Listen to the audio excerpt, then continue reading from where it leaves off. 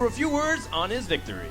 Thank you so much, guys. Congratulations, Frozen. We saw you win yesterday, and lại bị cúp điện. Lại bị tắt mạng. Does this win feel a little bit better? Yeah, the best part is that I felt like I played really well throughout the series. I was hand tracking. Bây giờ sẽ tới trận Hàn Quốc, Anh Hàn Quốc với lại. I really slowed down my pace, and I'm really happy that I improved a lot over the last day. Yeah, how did you recover? How did you get that stamina back? I spent the entire day yesterday practicing against the WX Hope's lineup, and I went like the series went 4-3 like 5 or 6 times in a row, so I knew it was going to be a long set. I knew like both our Reno locks and both our rogues are going to be hard decks to get out of the way, and it just happened that the match just panned out this way. Well, I hear your parents followed you here to Bahamas to celebrate you in the tournament, but để tin nổi luôn á, là bị rớt mạng đúng lúc thiệt chứ. Chắc thằng Rosen để dùng thun hack nè, dùng thun hack để mà nó hack để tôi disconnect tôi không coi được. Yeah, definitely a lot harder. It helps that they don't know that much about the game, so they can't really tell. They only know that whenever like. Lát nữa nó chiếu lại, lát nữa nó chiếu lại cái trận thế nào sao win, làm sao để win, chắc nó sẽ chiếu lại thôi. Well, that's good. They're watching you, and hopefully they know that when they see you up here in this interview that you have won the match. So congratulations to you, Frozen. Let's give a big round of applause for Frozen, and let's take it back to the casters. Thank you very much, Rachel. A great series to start off today. Brian, I don't know how we get so lucky. Every time we start off, I feel like we go to game 7. Chúng ta coi lại game 7 này, đó.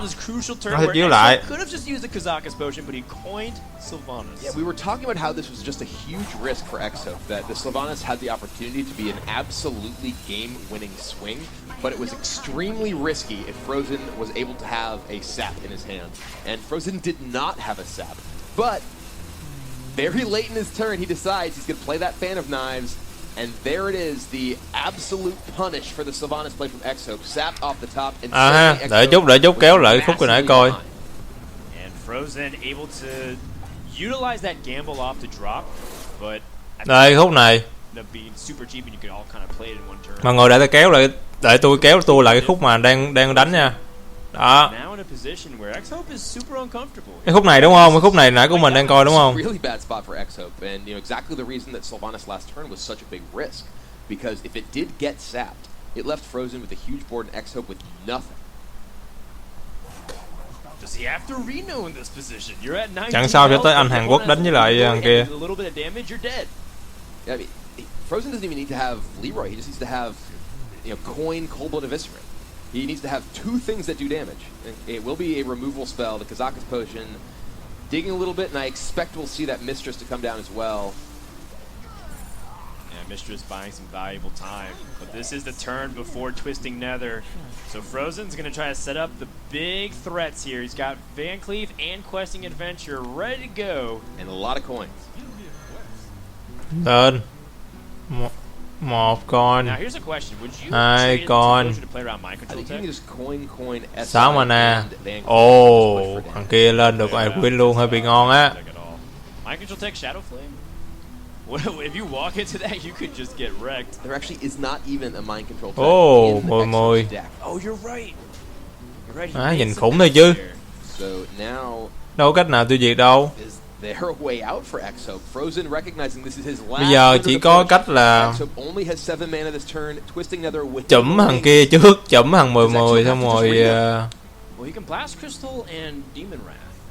6 5 11 cũng chết à. Cửa nào cũng chết hết.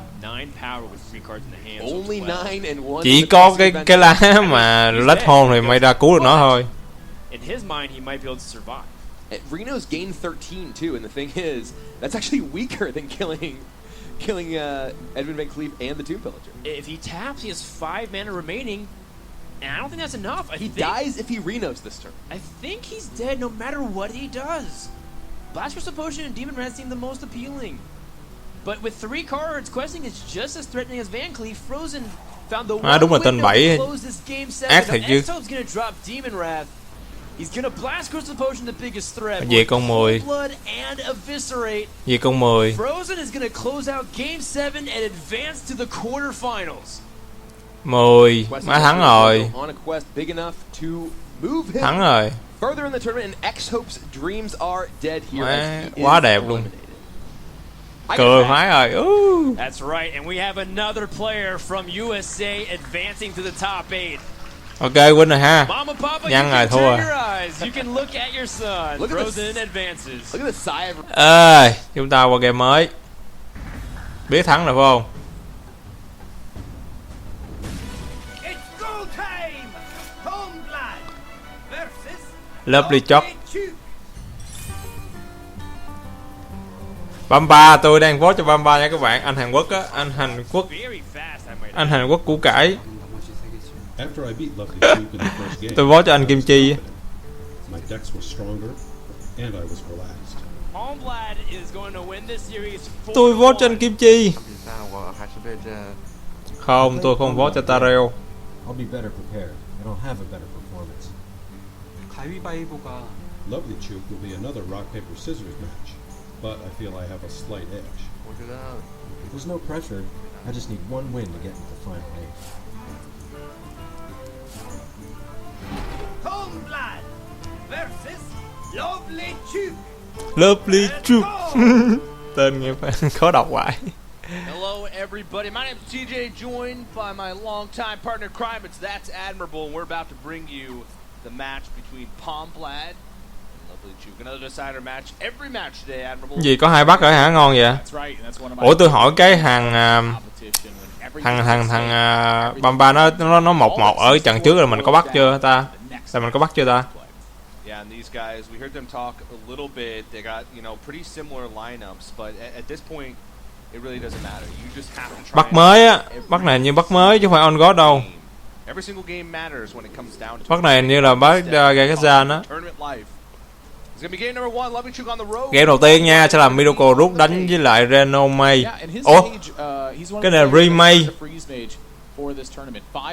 Ủa là remake đúng không? It was the direction to take mage at this point. With Shaman aggro decks largely out of the mix, Reno Mage lost a lot of its strong matchup in that. Thằng Bamba này là So Freeze Mage Bamba đã đánh thắng 1 thua 1 á. Nói chung là tổng cộng là tôi không biết tôi có bao nhiêu bắt rồi, tôi không biết. And against Rogue, this matchup has always been really interesting to me because it feels like it's one-sided almost any way you slice it. Either Lovelychook is going to have some strong early pressure, be able to follow up, find himself some card draw, and keep Palmblad on the back foot, or Lovelychook just doesn't put together the right stuff. Tôi dành hết cái vote tôi cho anh Hàn Quốc á, anh Kim Chi củ cải. So the big keys to look for is can Lovelychook keep pressure on Palmblad early on. Now, we saw in the last series that Frozen was able to get at a turn 1 10-10 Edwin Van Cleave. Rồi thì bác này đánh remake. And that's one of the big benefits that Palmblad has with Freeze Mage is Bamba đánh remake. his kill condition, which is lots of burn spells, can double as removal. Now we can't use too much of that, but if Lovelychook finds himself in a situation where he's going all in on a play like that, it certainly costs him a lot. Tôi vote cho ông Hàn Quốc á, có ai vote ông Hàn Quốc không ta? His first play, it looks like it's going to be Azure Drake, which is not necessarily Remake đánh với lại key cards here are going to be Tomb Pillager. Never Miracle Rook. set to see that in an opening hand, just because it's going to replace itself if you have to coin it out or counterfeit coin it Có ai out. đây bắt thằng Hàn Quốc giống tôi A không? lot of game. Palmblad, he's going to be in cycle phase for quite a while here. As long as he keeps picking up card draw, that's going to be a big priority for him. Yeah, he's got the card draw that he needs right now, and as they say, all's well that starts well. Yeah. And beneath the grounds here, honestly, not a bad pickup for Lovelychook since Palmblad will be drawing so much. That does have some reasonable expectation to get him some 4/4s. So each draw for Palmblad at this stage is going to be 8-1 on whether or not Lovelychook gets a 4/4 Nerubian. And it'll continue to increase as long as he's not drawing those. Each draw is going to make that deck just a little bit thinner. Yeah, getting that in early is actually really important because the way Freeze Mage works is that they draw cards a lot. And so every single time Palmblad is going to go to draw a card, He's gonna think it's Vì mày fine. đánh với lại này cũng hơi bị ngon á. Like something interesting to note is with Doomsayer from Palmblad. Doomsayer có thể ra Doomsayer để cản một tên của nó. At the start of his turn, and he draws. Hoặc là có thể ro cạc. Right away. Suddenly, Lovelychook will have board presence. Thường thì Doomsayer sẽ cản được một tên. So when the Nerubians are drawn, almost as important as if they're drawn in general. It's just sort of that unknown factor. Ro cạc luôn. Freeze Mage is a deck that wants to plan ahead. They want to sort of count their damage and play around this threshold of damage from their opponent. But if it comes to their turn and an extra 4/4 comes into the mix, all of a sudden those calculations get off. They could throw off the player, really make decisions difficult. But I mean, Palmblad's got to be pretty happy that Lovelychook here just really isn't drawing well besides the threat of the Beneath the Grounds. Beta Knives, he's going to want to start picking up some minions, start applying some pressure. He's picking up some burn, but that's not really what he needs in this matchup. Ideally, the burn spells for Lovelychook come at a later time, but that's just part of playing a rogue deck. Is that bài của remake ra hình như không được đẹp lắm ha. Ra toàn gì đâu không.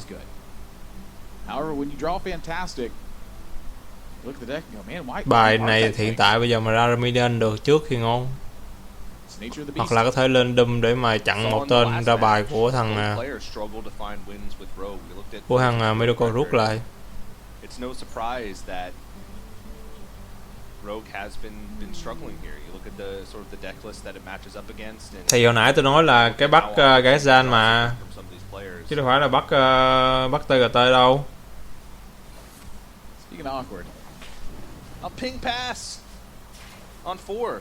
Not even a secret development. This is much better for Palmblad than it is for Lovelychook in general when the game's going slow. As more time passes, Palmblad is going to find himself more burn spells.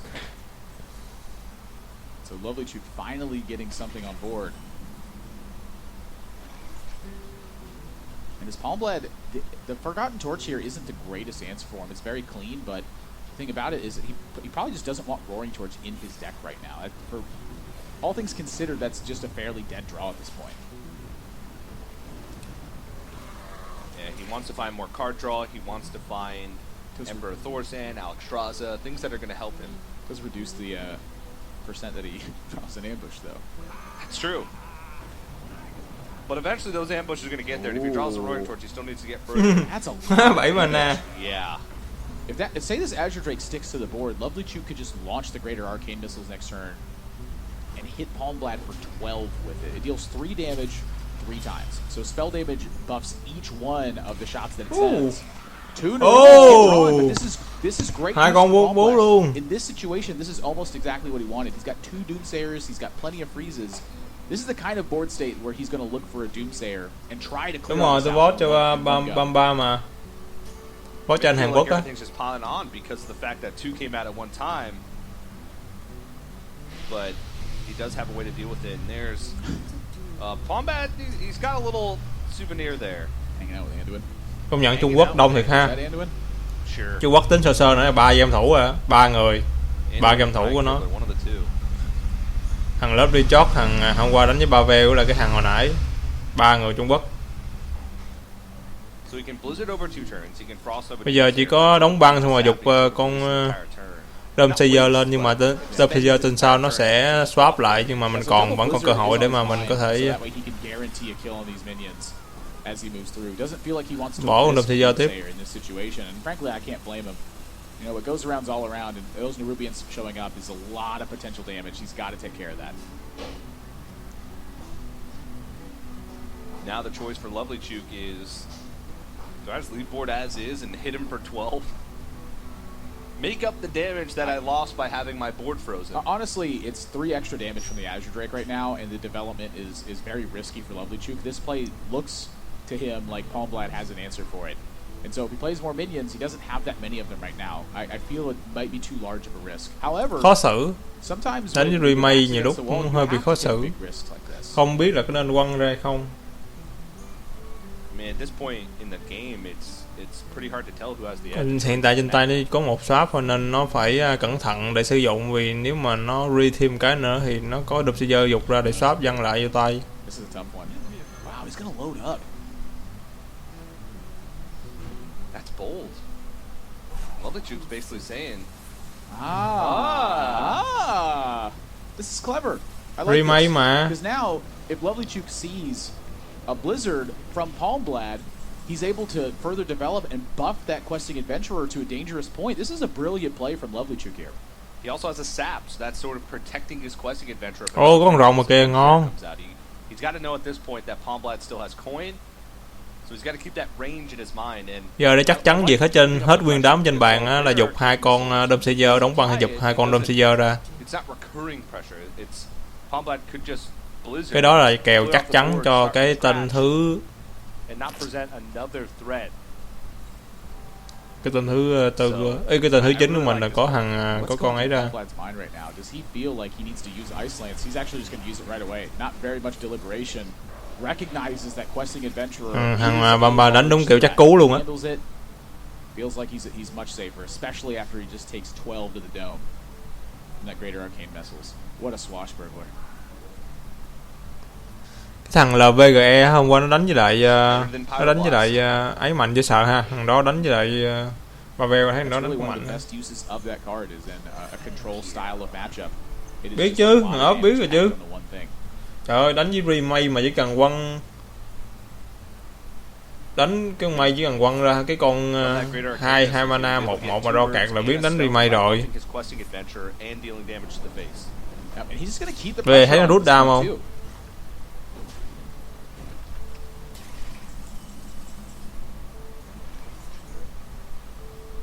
Now Palmblad has Alexstrasza, plus a lot of damage. This is an interesting turn here. This might be a turn where Palmblad feels Doomsayer is going to be at its best. If he can take care of Leroy nữa kìa, chết rồi.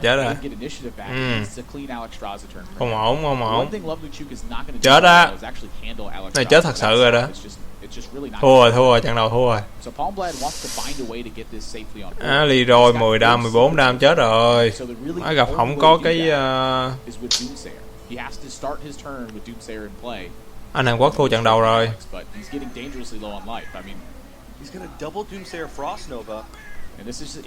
Cũng đâu có giải quyết được gì đâu, thua trận đầu rồi. This was the best he could do, but this is why this matchup is so volatile. Missing one key card, and that's it. Lovelychook did very little this game. Cái bài kia lên đẹp quá. And eviscerate damage, and is running away with it. Just crazy. And Lovelychook is going to take game number 1. A little bit mắc mất rồi. That's what happens with those freeze mage draws. Lovelychook, that's a big win because that is not a matchup that a lot of players feel comfortable playing. And it's because they feel as though they're not in control of the situation and will often thấy tuột mất một bắt rồi. So little information to work with when the hand is panning out so slow. It's just a difficult read. Really, the biggest piece of information that was there, Palmblad knew Lovelychook's hand was a lot of burst damage due to the low minion count, and Lovelychook knew that Palmblad had a second Blizzard in hand due to the setup on. Bạn kia ro đẹp quá, thôi chịu chứ sao. Nó biết remake nên nó rút lẹ thiệt lẹ đó.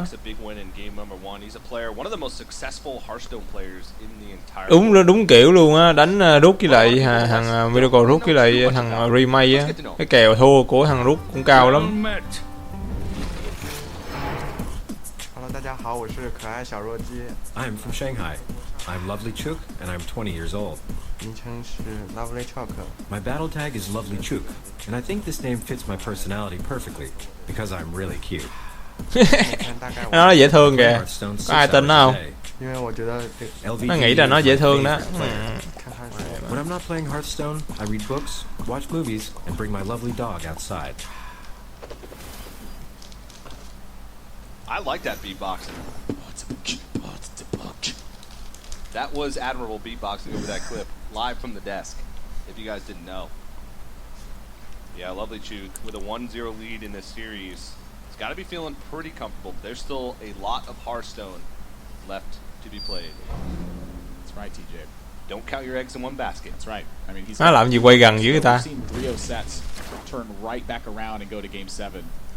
We've seen sets completely blown out of the water too. Yesterday, at the end of the day, Green Sheep takes a 4-0 off of Omega Zero.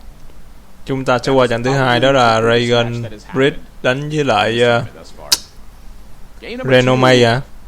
Lovelychook has taken this a different Renome. direction, though. He's one of the advocates of Reno Mage. Is a believer that the deck is incredibly strong. Rồi đánh với rightfully Renome. so.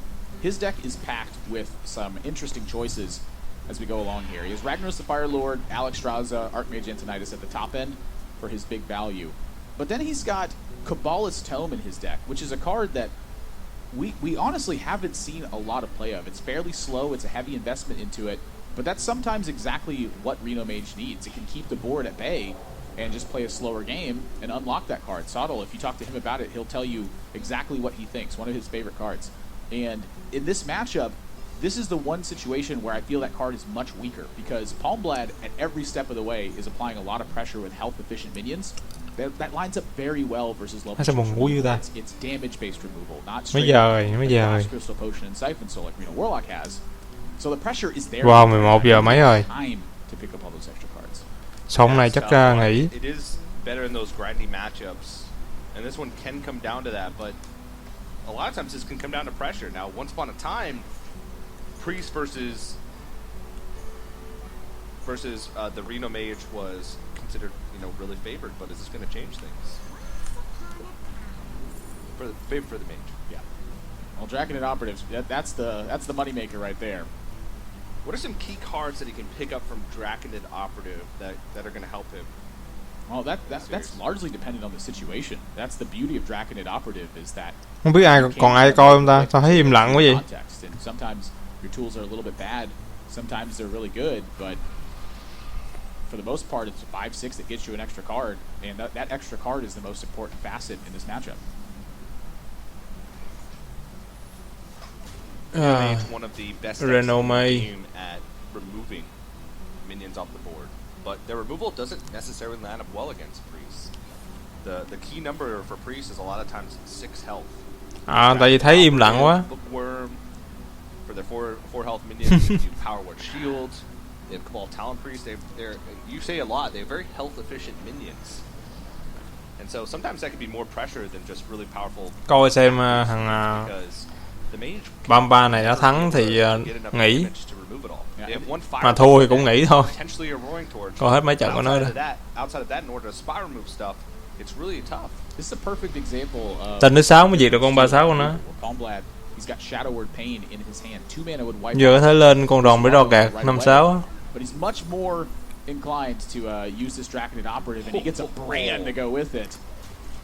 That's a card he'll naturally play in his deck and will certainly offer. Lên sao nó có thể lên con rồng để mà nó cắn con 36 chết. Not very strong attacks right now.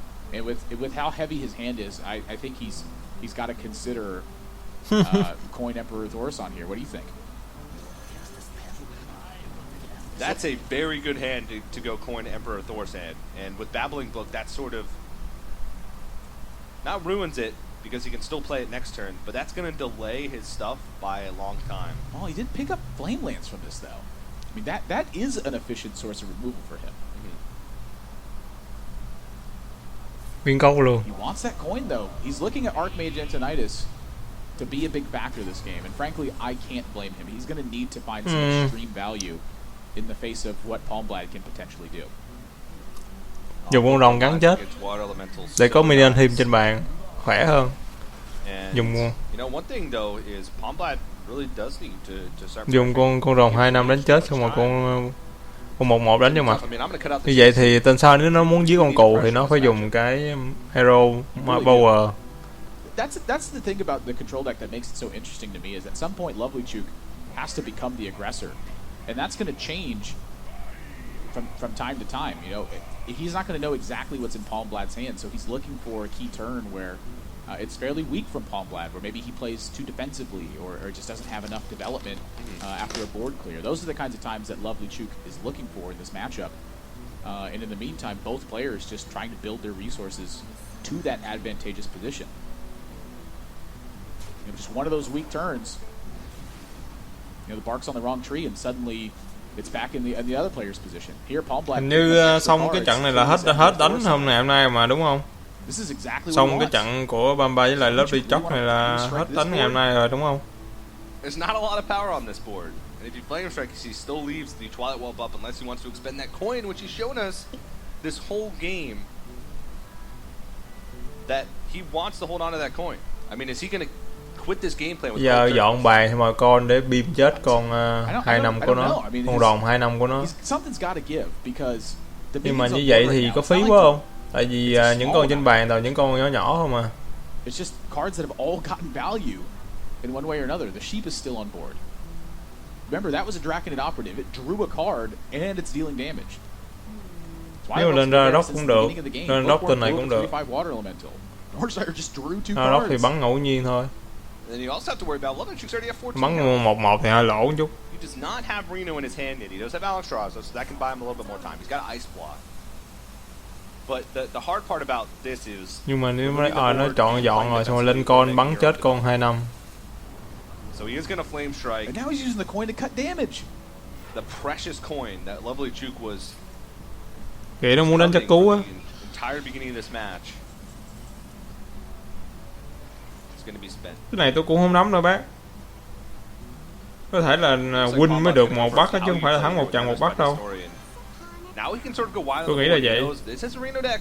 Tại mấy lần trước tôi thua tôi không được bắt gì hết nên không biết. Lần trước tôi vote cho Disney sắp bật lờ nên thua rồi đâu được bắt đâu. And he just saw Flame Strike. He just saw Flame Strike on a weak board. And now look what's happened. Lovelychook's got to worry about Brand. He's got to worry about the pressure that's there. He's got to figure out how to get his strong cards developed so they can start generating value. I mean, with that weak Flame Strike last turn, did Lovelychook, did he bite off more than he could eat here?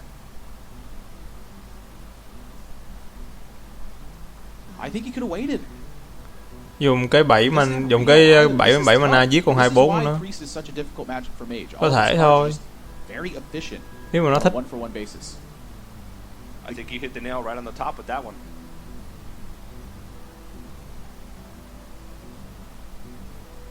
All these cards in his hand look so good individually.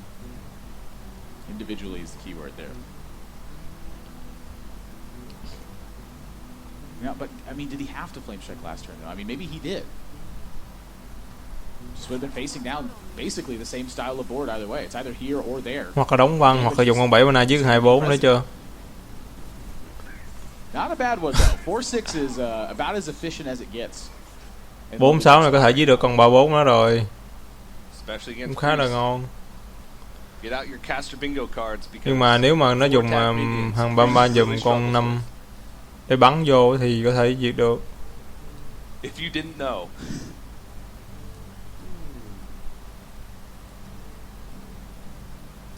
So Discover.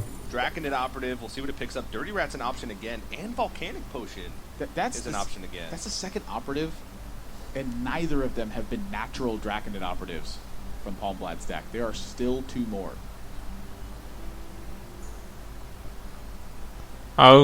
Nghe mọi người, nghe ai bu vô vote cho Disney cuối cùng hả nát. Bởi vậy giờ tôi vote cho Hàn Quốc.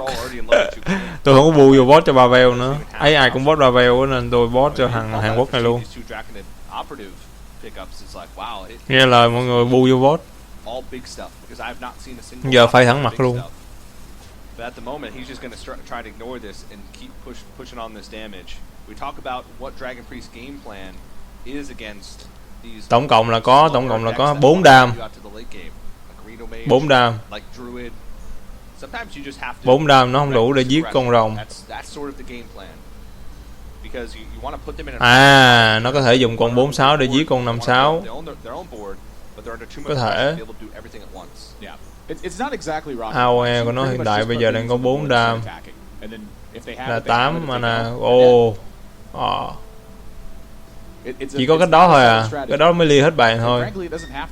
Còn lại đúng con rồng 2-1.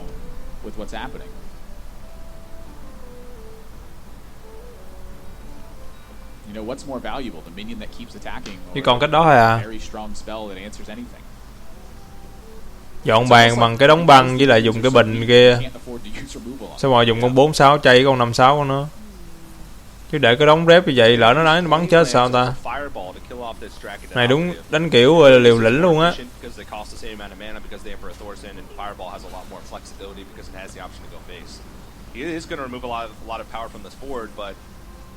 Nếu mà tên sao nó không ra được Reno thì sao? Palmblad's very close to popping the block here that's been developed by Lovelychook. Yeah, that corruptor is looking 367. right now.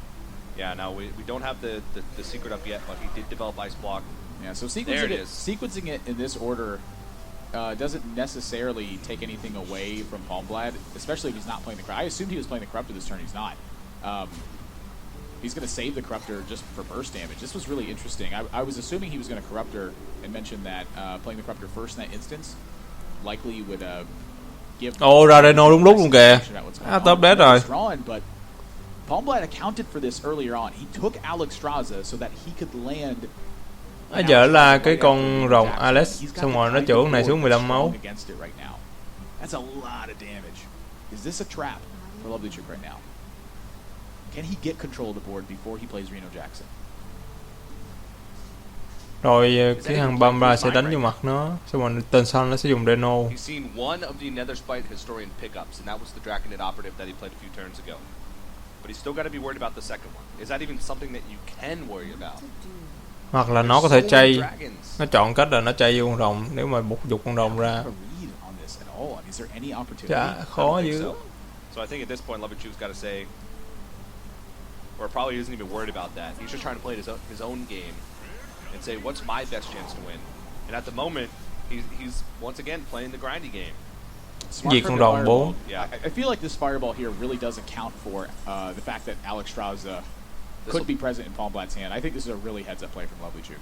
Yeah. Mệt rồi ha. Palmblad, I was expecting. Đánh thấy hồi máu có thêm cái secret ở trên đó nó cũng hơi mệt ha. Has been a theme among players this week is telling themselves to slow down. There's a couple players that really thrive in that fast-paced gameplay, but there are also many players who, when we sat down and talked to them, have said, sometimes when I play too fast, I play poorly. And I really need to remind myself to slow down. And so Palmblad's not going to go for that snap Alexstrasza. Instead, he wants the wider board position. He wants the wider board position. He wants to try and set up a surprise Alexstrasza, bring him to 15, and then really pile on the damage afterwards. That's my take on it. He also has Ragnaros the Fire Lord. Thật sự thì hồi nãy lên Reno cũng được, mà không lên Reno cũng được, không sao hết. Tại vì nó có cái block rồi mà, lo gì. I mean, he quite literally could pop the ice block and have the game basically ending. He's seen polymorph, he saw the flame lance from battle. Nếu mà nó block như vậy thì he had alternate game plans here. I mean, we're just comparing apples to oranges now. And this is great for Palmblad here. Seeing Alexstrasza just, it's such a weak card in this position. Bắn 3 đam dùng con 5 chay. Bắn 3 đam sẽ dùng con 5 chay thôi chứ sao. Still handled though. Still handled in a few ways. Rag is way too risky, so Blackwing Corruptor plus a trade is going to be the option here. I'm curious if he's going to start healing here or actually just go for further development. And Palmblad clearly is a bit worried that Lovelychook could have some significant damage, or maybe piece that together in the next couple turns. He's going to start buying back his health total with his hero power. Yeah. Now, Lovelychook's Mage is not the burn version of the Mage. It does not run Iceland, it does not run Pyroblast. So there's a chance that Palmblad held onto that Alexstrasza in the previous turn, not because he wanted to go for a one big push with it, but because lên thằng Antoy đó thì chắc cũng được một fireball chứ đâu được nhiều đâu. So good that the only way that he could lose if he got burned out of the game by Antonitis plus multiple fireballs. So he wants to save Alexstrasza for a defensive option. Yep, and this is part of that game plan here too. The fact that he held on to that Alexstrasza, that he held on to that Ragnaros, now he's getting value positions with Ragnaros here instead. Oh, 7 đam kìa. Hay là Kazaket? Well, this is kind of interesting now. He's actually just not played the Ragnaros at this point. Which frankly I find a little bit strange. Is he just going to kill Ragnaros straight up with his minions? Wow. Well, with a Kazakus pickup, there's a potential he's going to have some value as this game goes on. He's only got 9 cards left. How many duplicates could he possibly have? We saw that Kazakus wasn't active. At least one duplicate left in his deck. I think it's Shadow Word Deaths. I'm pretty sure. I think he used the Death. I'm not 100% certain. Power Word Shield has not been drawn. More fireball. I think it's Power Word Shield. But either way, now Archmage is on the board. And Palmblad, once again, doesn't have a direct answer to it. Anh để ra thêm fireball nó hơi mệt đó nha. I think it is Death. I think you're right. I don't remember Death actually getting played this game. Bây giờ Kazaket mà nó ra được con kia thì ngon á. He loses the game on board. Yeah, so oh man, he has Thiệt to luôn make hả? this play at this point. This Oh is man. Ai chơi YOLO vậy? chance for Palmblad to stay alive. 50-50 á, chơi con ra rock của 50-50 á. Starts to make sense here, but he just didn't draw his answer. 8 cards left. This rag has to hit. No. Rồi. He missed it. And Lovelychook just with a simple nod. It feels like he just stole Thua the game. rồi. He was behind it the whole game. Alex Raza. Wow. Into Archmage Antonitis. Thua rồi. Saw that there was no shadow or death for the Alex Raza. He killed it the old-fashioned way. Đáng lẽ là nó phải bích cái con kia ngon hơn chứ. Archmage Antonitis. You show me you don't have a way to deal with it. And he takes the game in a 2-0 Mất lead. bắt rồi. Archmage Antonitis certainly showed up in that one. 17. Sao nó bích Kazaket gì ta? Bích cái gây đam mới ngon hơn chứ. I gotta say though, I feel Palmblad played this very well, hanging on to Ragnaros. Đáng lẽ nó phải chance versus Archmage Antonitis. If he plays that, đáng lẽ nó phải bích cái 7 đam ngày 6 đam ngon hơn chứ. Unless he draws Shadow or Death. I have to commend Palmblad for the way he played these cards there. Yeah, but Tiện bích Kazaket. break at the end there, and Lovelychook, I mean, he had a game plan going into it. You know, he said, I'm just going to remove everything I can, try and play defensive, look for one weak turn from my opponent, capitalize on it. Cái nãy bích cái 6 đam ngon hơn. Alex Raza wasn't taken care of with Shadow or Death. He felt if he had Shadow or Death, he probably would have used it because he could have pushed so much damage that turn. And he didn't go for it. Thua 2 ván rồi. Palmblad though, I think he's just gotta focus on it and go for it. You know, you can't cry when you spill milk, and you just have to look. Vẫn còn 2 ván. Focus on the next one. We've been seeing players oftentimes struggle in their first 2 games, and then it feels like the games afterwards, you know, they sometimes just draw bad and then it's hopeless. But that's part of the test in a tournament like this is you don't get a million chances to show that you have the edge here. It comes down to one set, and so when you know luck shuts the door, you got to open up the window. You can't be thinking about how bad your cards are going, and as a result, you know, take unnecessary risks. You have Rồi to chúng keep ta focused. đến với game That's thứ the 3. perseverance. You just have to put a grain of salt on each loss. Dragon Long Ridge đánh với match. đợi Miracle rút. Yep, and this one can get long, but I'd say for the most part, this is favoring Palmblad in this situation. Rogue is so good at buying themselves tempo and getting threats on the board. Palmblad his Rogue build is pretty darn Tôi góp ý với mấy bác nha. Bác nào mà vô đây hỏi á, ở đây có rất là nhiều người vô hỏi cái kiểu mà vote được bắt ở đâu vậy thì chả ai trả lời đâu. Ok. Cái bác vô hỏi thì hỏi có nhiều người đây thì cứ hỏi đàng hoàng, kiểu hỏi mọi người hay gì bác đi là các thím gì đó. Vô nhảy vô hỏi chổng thì rất là khó để mà nói chuyện ha. Tôi không phải khó gì nhưng mà cái nào ra cái đó. We've been seeing like 5 different variations of water rogue, you know, stealth rogue, it's been crazy stuff. So at times it's refreshing to see just good old-fashioned miracle rogue. This was an interesting turn for Palmblad because he acted on it like pretty darn quickly. With the way that his hand is constructed right now, he's gonna need to draw a strong minion in order to find some value from these cards. He had an opportunity for counterfeit coin, eviscerate, cold blood on the patches, start punching through. And with no minions out, Lovelychook has only Shadow or Death. Anh Hàn Quốc cố lên coi, thua 2 trận rồi. He simply contests that with another minion. Palmblad gets to connect again and then has Conceal. That's a lot of damage he can buy with those couple of cards, but he feels that's too much of an all-in, that he can pace himself and find a better spot. I mean, we'll cross that bridge when we get over it, but right now, Palmblad's not really developing anything, and Lovelychook's going to try and fight back with minions. Thua 2 trận rồi. Rồi soạt chết luôn 3-4 đi. Nhìn thấy ngứa mắt quá. Chém chết cùng 3-4 đi. Còn đợi gì nữa. Does have the eviscerate to deal with this. But Palmblad is trying to figure out now which resources are the most important for me to hold on to in my hand.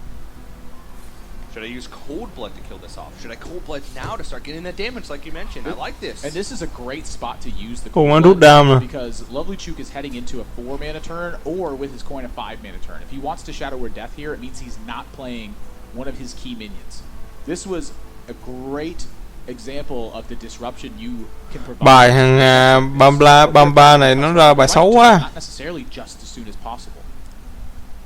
And Palmblad, from the Swashbuckler that picks up Darkshire Alchemist, which may not seem like a great choice, but that's actually a reasonably sized minion that can start pushing in damage, and he's gonna forgo. This is a big risk that Lovelychook. Thì đánh B7 này xong thì nghỉ. This is a lot of damage that Mà đánh hết B7 này cũng hình như cũng hơi xong rồi mà, xong game mà. Play Leroy and Conceal in the following turn. That would be 11, 12, 13 damage, Conceal it, and then 13 more. He's got 26 damage over 2 turns if Lovelychook can't AoE the board. Yikes. That's a ton of damage.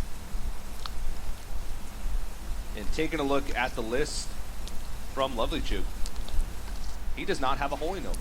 His only source of AoE is Dragonfire Potion. He's chosen to go put a the Fire Lord in his deck and a Defender of Argus instead of that little bit of extra AoE. Bài của thằng Hàn Quốc này nó ra bài xấu He quá. doesn't even have access to Dragonfire Potion next turn. He's used his coin. Yeah, so if he doesn't get something from Swashbuckler or draw a taunt, he is just dead if Palmblad all ins here. Hoặc là nó có thể xúc hai con kia luôn. Xúc hai con kia vô mặt luôn xong rồi nó cần siêu. Now, Draconid Operative could have picked up a fan of lên cái con kia luôn xong rồi lên cái con còi cành siêu. Tin sao nó có thể giết được cái thằng Red á nếu mà nó chơi YOLO.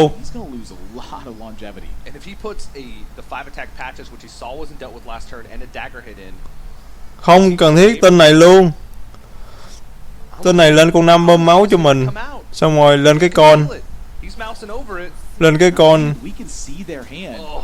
Oh. Blood says you can't judge a book when it's covered. I have no idea what's in his hand. I have to take this slow. Nếu mà nó chơi YOLO thì nó có thể win cao lắm. That just gives Lovelychook some time. Maybe Palmblad's plan here is nó chơi YOLO là nó win cao lắm. Gadgetzan Auctioneer or Azure Drake.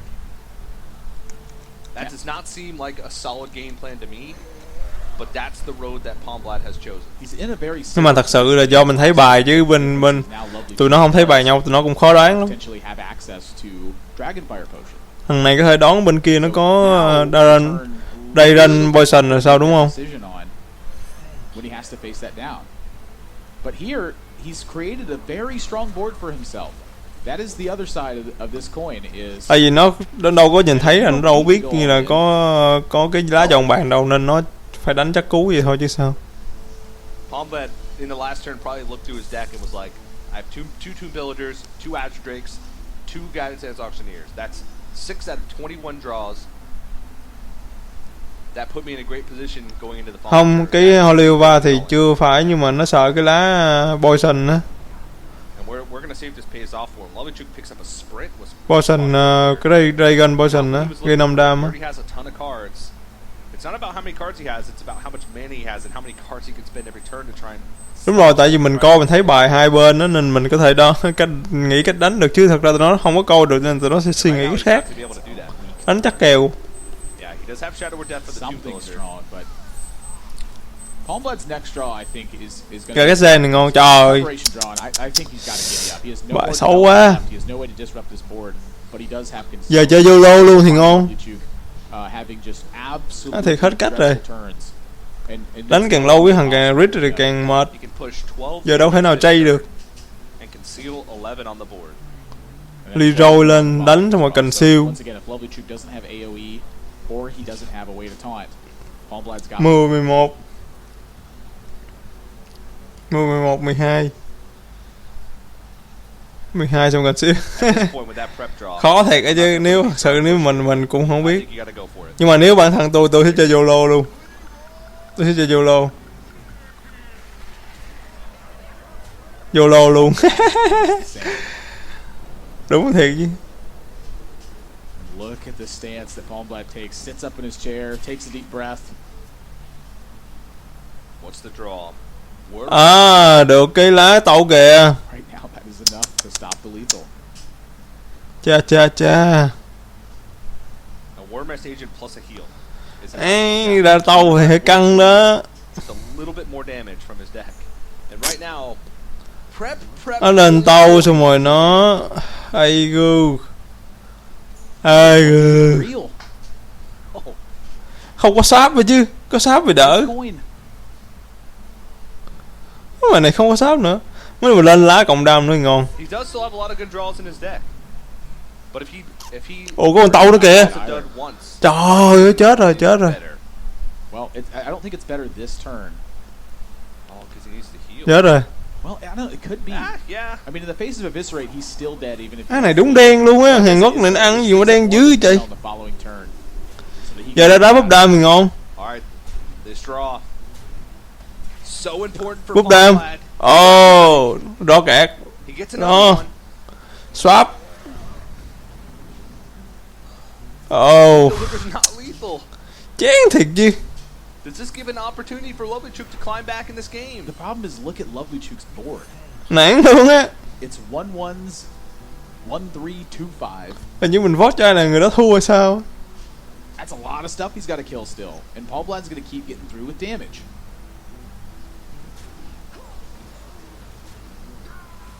Rồi, xúc vô mặt. Whatever attacks into this Leroy to die. Xúc vô mặt. You're down to 2, Lovelychook. Go ahead. Nó có con kia. Does that allow for a board clear? Lovelychook being at 2 means that bây giờ có thể chơi YOLO. Nó có thể chơi YOLO. He's in the clear. Nó tàu lên. Không rồi nó bắn chết Leroy nhưng mà nó chay một con. Tàu xong rồi chay bắn chết con Leroy xong rồi. Đi. Nó bắn con 4, con 54, nó bắn con 54, nó bắn con 54. Rồi nó dùng một con bắn chết 54 xong rồi nó dùng 2 con nhỏ đánh chết con Leroy. Còn đúng con rồng.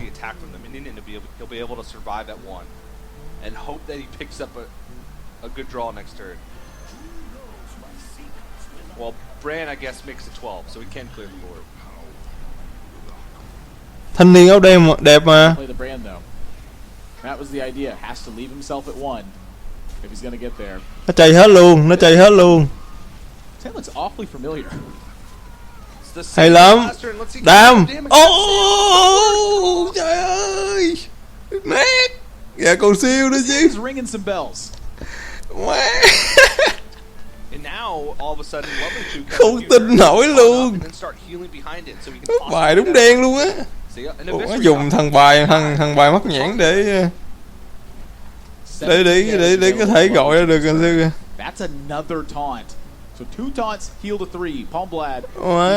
Draw eviscerate and eviscerate. Nó biết thằng này trên tay không có gì rồi, thua rồi.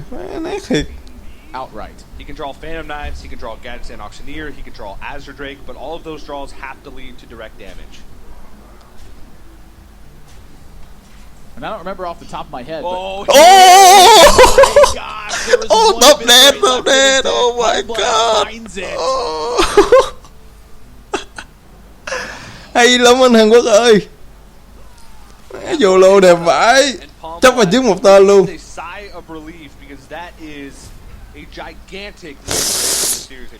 Phải Hàn Quốc rồi nha, phải Hàn Quốc rồi nha. Tỉnh ngủ luôn.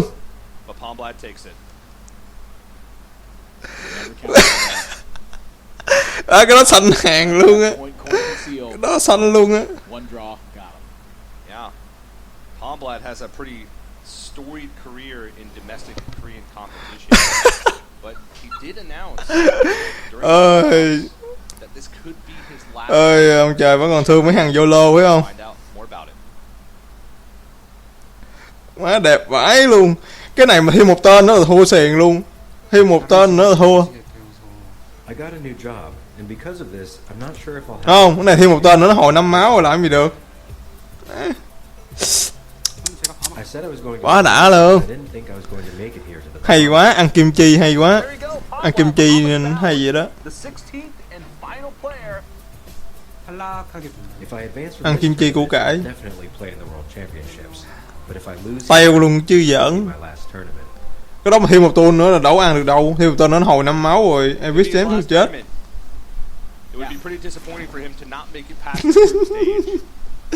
Hàng Trung Quốc thấy có vẻ tự tin rồi nhưng mà rất tiếc. Em rất hay nhưng anh rất tiếc. Even though I can't understand Korean, I can understand. Look at the man's eyes. Yeah. Now, when we talked to him before this tournament, Mà tên sao nếu không thua cũng bên đây cũng thua nữa. Plan for this to be my last tournament. It just could be. Yeah. Chứ nói chi ra đốc chi. Tên sao nếu mà nó không có ra đốc bên đây cũng thua nữa. Got to get through Lovelychook first, though. Those are some strong words. But it's time to get in. Đúng mình tim luôn nữa. Má hên quá. Gán thắng đi có bắt Ford cho mày thua bực bội. Ok, mình qua trận thứ tư. Này là gì đây? Zecrui đánh với lại Renolock. Phải Zecrui không? Hay là Snipper Rui? Ồ, không có lá nào rõ ràng nên không biết.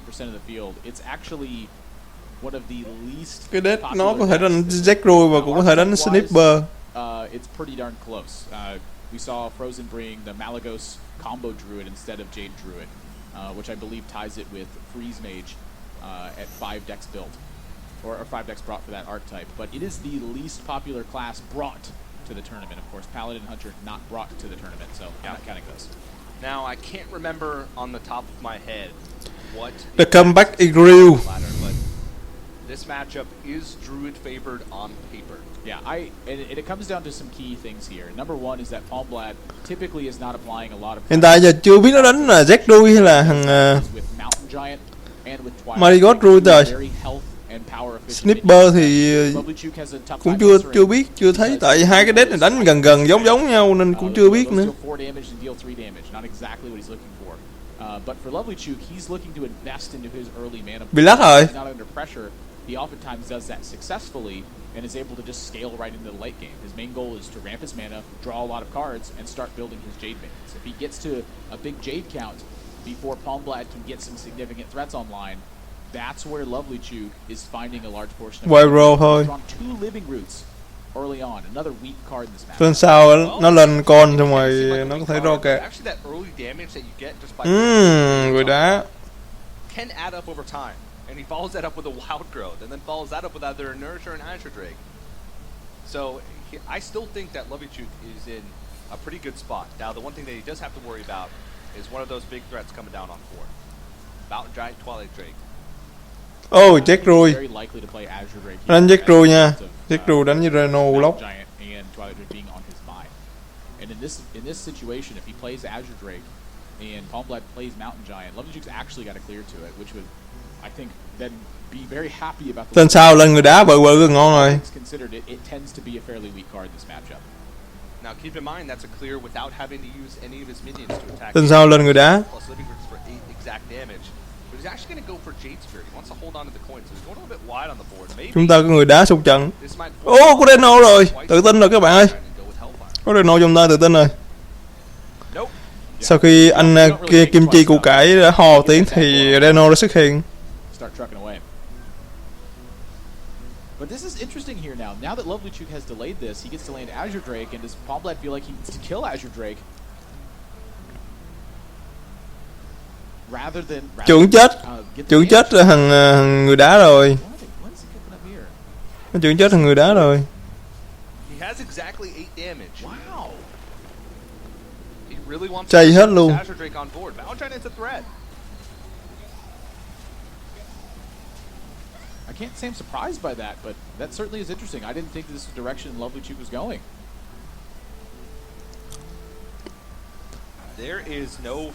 Cái kèo mà đánh giữa cái thằng Jack với lại thằng Reno này á, tôi lúc nào nếu mà có thằng lọt Zedaset tôi mà ra trước, tôi ra trước. Vì nếu tôi lên được lọt Zedaset trước á, thì cái tỷ lệ thắng rất là cao. Cái tỷ lệ mà thắng rất là cao nha. Cái tỷ lệ mà của lọt Zedaset ra trước nó là thắng rất là cao. Mình ra được có mấy con 6-6 mình cần trô cái bò ngon. Đó là theo tôi thôi, còn các bạn muốn đánh sao cũng được.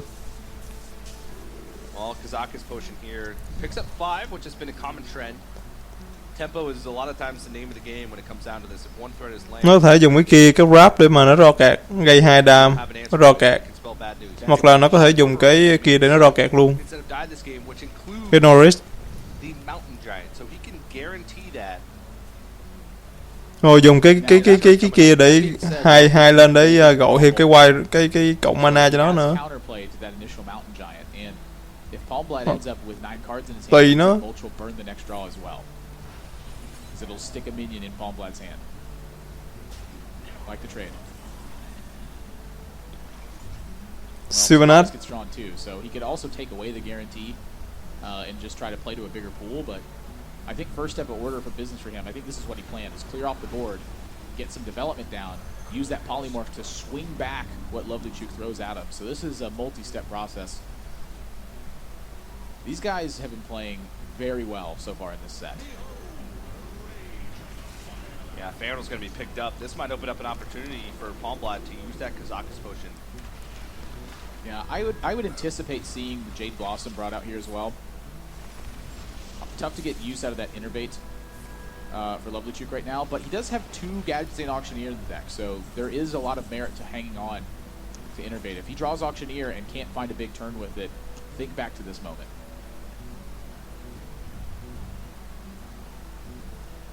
So Palmblad's options.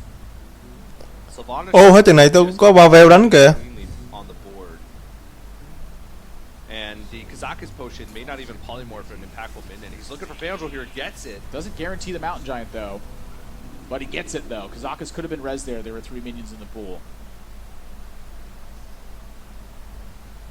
That's a risk that Palmblad felt like he had to take. His other plays were pretty weak in that situation. Má gọi được cái con 88 sống hay thiệt chứ. Now with the life tap here, wants extra options moving forward. Đâu, Pavel xuống nhánh thua mà đánh thắng rồi. That Mulch will burn a card now. Pavel đâu có lỗi đâu. Pavel xuống nhánh thua nhưng mà nó đánh nhánh thua nó ăn 4-0 nó lên lại rồi. Lát nữa có ai coi Pavel không thì coi trực tiếp luôn.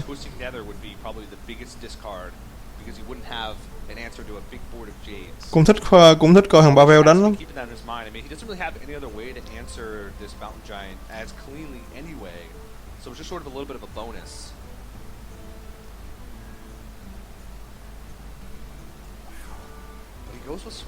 Nằm đam. Dọn sạch sẽ luôn. And just getting the most value out of his cards that he possibly could. I think it's an interesting way to play it. I mean, I don't have a problem with using the swipe here. I mean, he gets to use his board effectively in that manner. You know, this is cái vấn đề là nếu mà thằng Hàn Quốc Kim Chi này mà nó lên trước. You know, you mulch the Abyssal Enforcer, it's about the same thing. And now he's taken that ability away from Palmblad to even play that card. He did have an opportunity to effectively eliminate the downside. Ok, let's coi Pavel luôn. Nó coi Pavel luôn. Chiều các bác luôn. How important is that though? Thầy cũng thích con Pavel đánh. It oftentimes is just a very poor one. It could be Angry Chicken, TJ. I'm not afraid of Angry Chicken. Me neither. But it could just replace itself with the card that it burned. Lát phải lấy lon bò cụng xúc cho xúc lon bò cụng cho nó tỉnh ngủ. Put that minion in their hand, and so you play as though they don't have it. I've never seen that before. I'm thinking of the disaster situations. I should stop doing that. Kiểu này là khó lên thằng lọt trước rồi, rất là khó. Nếu mà có cái gây đam thì ngon, cái gây đam ngon. Lovelychook draws Gadgetzan Auctioneer and doesn't have enough cheap spells to couple with it. Are we going to look at those turns earlier where Sụt file không? Sụt file nó đít con Reno cái là mê mệt luôn á. Đít con lọt cũng mệt nữa. Nhưng mà nó đít con lọt nhưng mà nó đít con lọt thì dễ nát hơn á. Tại Reno của giờ này cũng không quan trọng lắm. Con lọt giờ này mình lên á mình ngon hơn á. Better options you can get from Dark Peddler in this particular deck because of the important role that Dark Peddler plays down the line. And this was the turn that Lovelychook was looking for. Mulch the Abyssal Enforcer. Em coi xíu chuyện qua bôn coi thôi, bớt đi Bell. Chú bớt giùm. Mình đặt chỉ có Bell coi. Rồi gây 2 đam luôn con 5 xong rồi dùng Hellfire giết. Easy. Xong rồi lên Deno. Đẹp bài, đẹp vãi luôn. Lovelychook, I think, applied pressure Gì nữa? the way he should have. 2 năm, 2 lên con 5 năm xong rồi heo phải. We had one nerve. Rồi Reno, đẹp. Trời ơi. Bài đó có một nước. Bài có đúng một nước rồi đánh. Now, the thing about it is if he didn't go back to 30 there, I don't think Lovelychook actually has outs for lethal. He's used. Tôi nghĩ là nếu tên sao mà nó không ra được cái con check nào á thì lên luôn cái hàng lọt. Druid of the Claw in his deck, and there is no Raven Idol in his deck either. So there would have been zero opportunity for lethal, but rather than be Thiệt forced luôn to á. play Reno Jackson next turn, he just wants to play it this turn. Tôi nghĩ là lên lọt. And that's the worst draw in Lovelychook's deck. That is terrible. Tôi nghĩ là lên lọt. Full initiative over to Palmblad. Yep. Going the next turn. Cái kèo này lên lọt là win rất là cao. Read the writing from the wall at this Chắc point. luôn. This is not going to go good. Twilight Drake picked up. He could Twilight Drake in Grand Crusader. Yeah, I mean that could be a war goal. Lên lọt win cao với đái luôn á. Bad shape. Hoặc là thể giờ nó đo thêm card. Rồi nó bích con đồng lên xong rồi nó dùng con kia để tâu 2 con lại. And despite Paladin Đánh chắc kèo á. not Đánh chắc playing kèo á. this tournament, Paladin has some really good Rồi cards. tâu lại. It does. There's a lot of really bad cards too, but it has a lot of really good cards. And this is a wise play here from Palmblad too. Shut off Tên the sao nó barrel lên con lọt cũng được. to reach Sylvanas. That's the card he knows Lovelychook has in his hand. There's no other card in his deck that he would hold on to right now.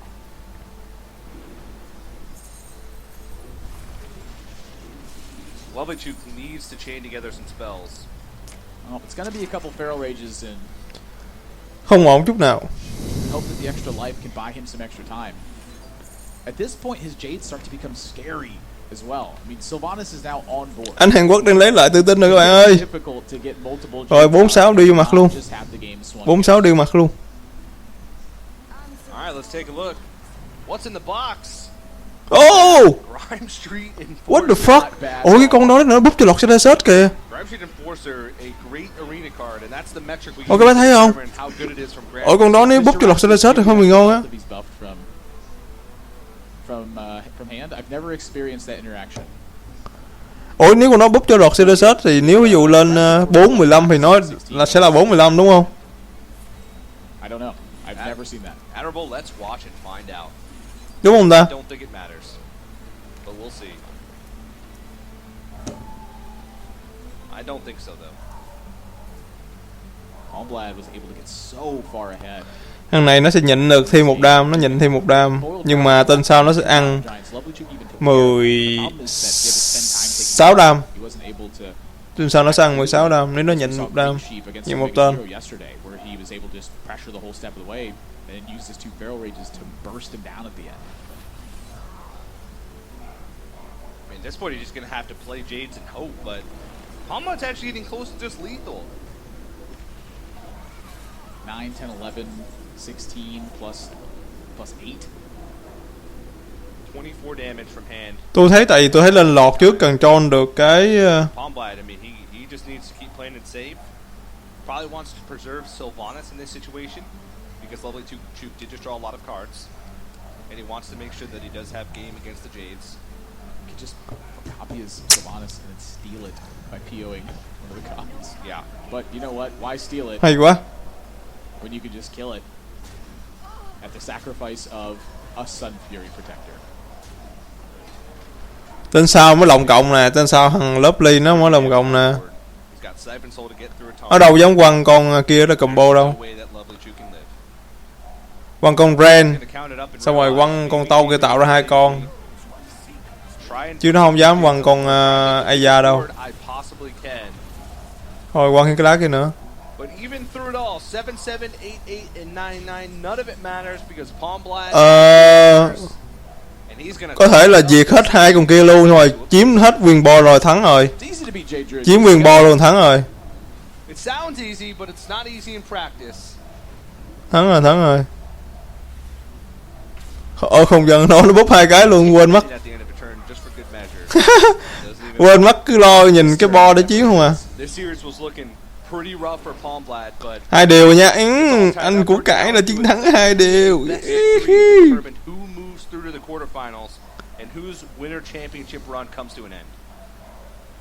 Deliberate use of resources has been so on point. Lovelychook got way more value than he's normally supposed to out of his swipes in this matchup. Nghe gì tính đủ đau nghe của Phương. Hai đều rồi. Khỏe rồi, khỏe rồi. One weak turn, he could have come back. Palmblad though. Gắn lên 4 chấn thì ngon. Drew Mountain Giant at the 4 trận thì ngon. Just brilliant stuff. Yeah, and this matchup, again, I mentioned, fighting for the quarterfinals. And keep in mind, guys, we have a bunch more Hearthstone action, and we have a gigantic match coming up in just a few moments. Welcome to paradise, the Bahamas. There's more tales to tell. It's Pavel. It's Docpwn.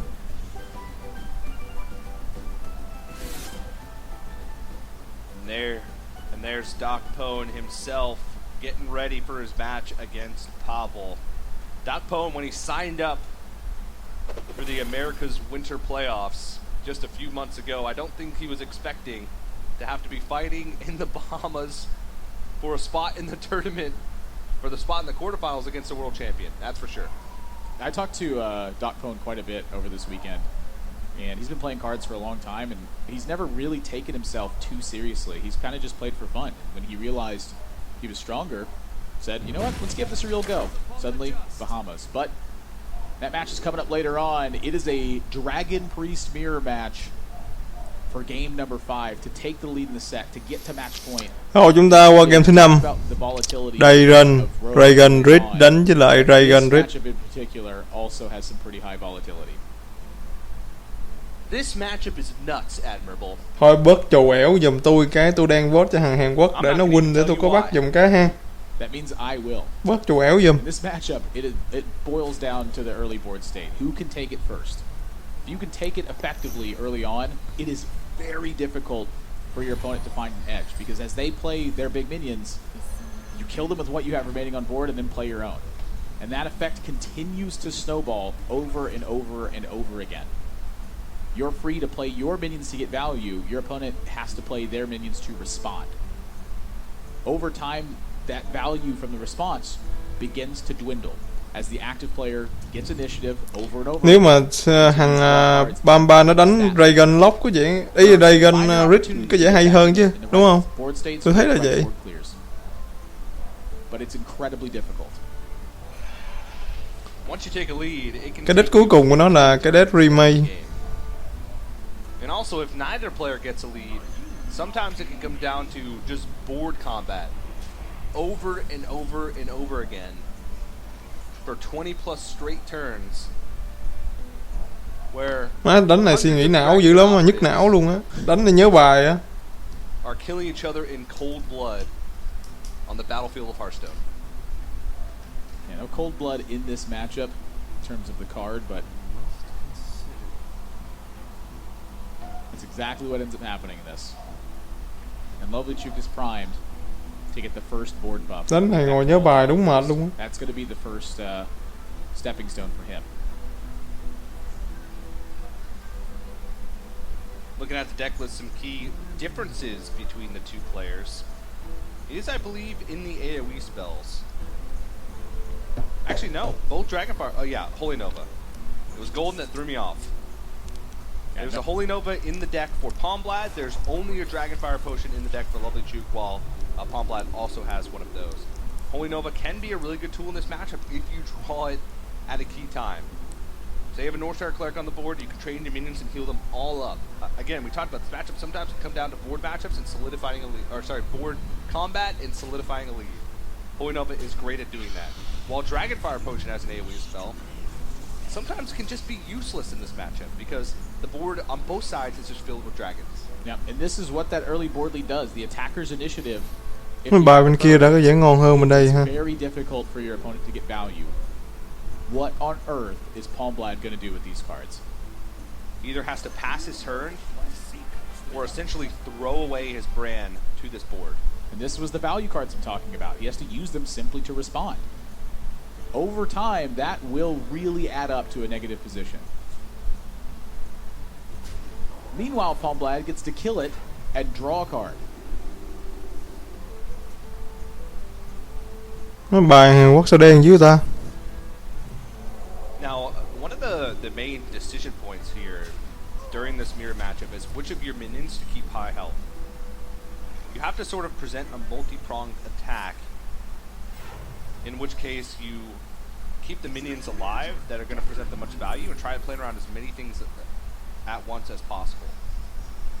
You say, if he draws Shadow Word Paint, what punishes me the most? I want to sort of keep all my minions around the same health, not count my eggs and all in one basket, and just go for it.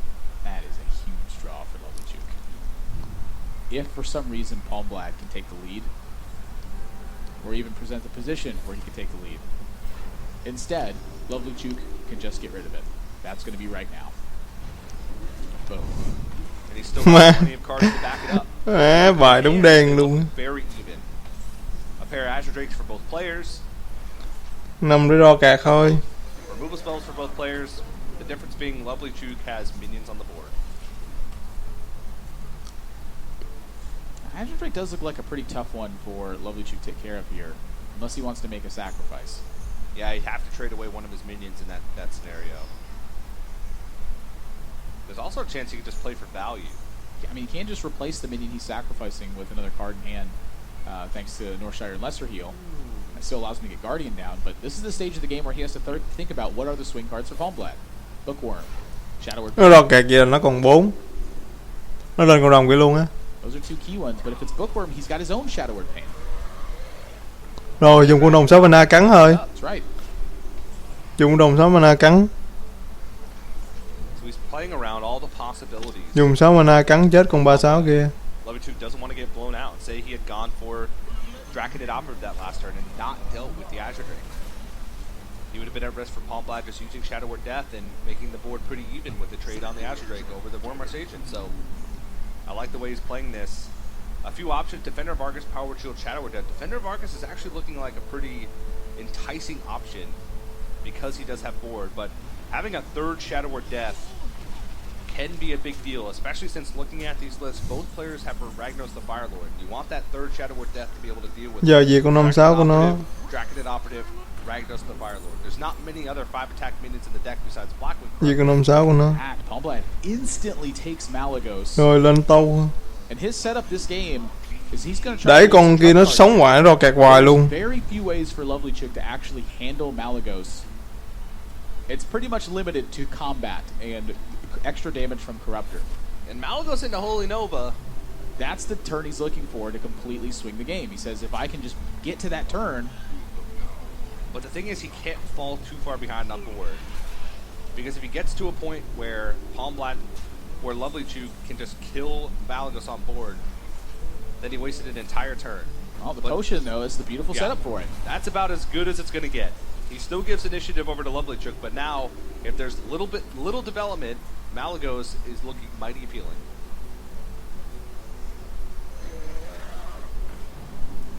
Oh, there's a lot of development, but even still, would Lovelychook run all of his minions into this Malygos? That's a disaster. Will he have a choice? I mean, the spell damage really doesn't play a big part in a lot of Palmblad's cards. In fact, Lovelychook's 1 damage off lethal right now. 6, 9, 11.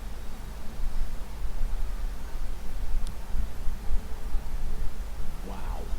10 5, 7, 11, 11. Is there a clean way that he can clean off this Malygos? Giờ đúng kiểu chơi liều luôn á. He's got 11 on board. Nếu để Malygos còn sống thì He's got plenty of damage to be able to kill it.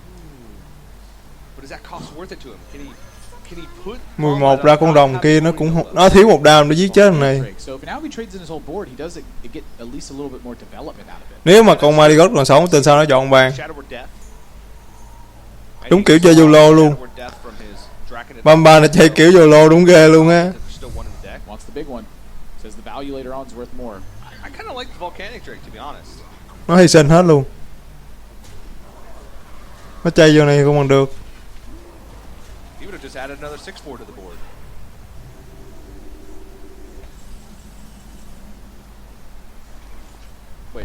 Phủi nó thôi, phủi nó chết hết 3 con rồi, còn con hơi nhiêu. Lên rồng không rồi phủi. Nó chết 3 con rồi. Holy Nova still looks pretty good. Yeah. That Malagos, it sort of did its job. It soaked up all of that damage, which gave Palmblad more opportunity to ride into Azure Drake. Holy Nova will give him more opportunity to fight back. Lovelychook is just drawing resources for days, though. Deathwing Dragonlord. Lấy con rồng 6 hả? Draconic hả? Oh. And he goes for it. Lấy con rồng kia luôn. Palmblad has done such a good job fighting from behind this game, but Khó kẹo, khó quá à. is he going to be able to sustain this? Kèo quá khó luôn gì nữa. Tên sau rớt con đồng 10 xuống, 12 xuống là nát rồi. Behind Lovelychook at this point, and the resources are fairly even.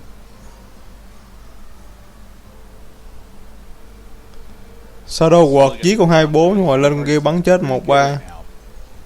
Có vậy thôi, chứ đâu biết gì nữa đâu. That's a 4/7 Twilight Guardian. Now, this is really interesting. Oh, he doesn't have another dragon in hand. Oh, that would have been a disaster.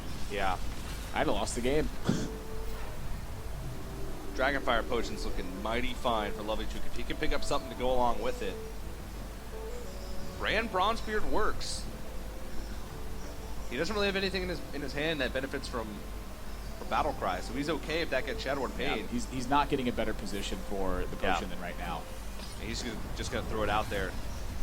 Lovelychook continues Nó chết hết cả đám luôn. his position on the board, but as you mentioned, even if you take the lead, it takes you a while to close it out, and it can sometimes be nerve-wracking. Your opponent can sometimes have Nhưng đâu bắn chết được con nào đâu. swing back the game, but at this stage, Palmblad is running out of stuff to deal with what Lovelychook's throwing at him. Yeah, and Lovelychook's not running out of stuff. He's got a lot of it left. I mean, when you're 12-12, Death Rattles and 8-8 into play. Má kèo là thua cao quá. That is bad news. Rip anh Hàn Quốc rồi. So taking a look at his options this turn, both of them, or all of them, are looking pretty poor. Twilight Guardian does not have another dragon to activate it. So he could Twilight Guardian and Defender of Arcus to bring it up to a 3/7. Then it's incredibly vulnerable to both Shadowward Pain and Bookworm. So much good value from the Discover effects for Lovelychook. I mean, he did consider one of his biggest strengths as being lucky. That's such a weak play.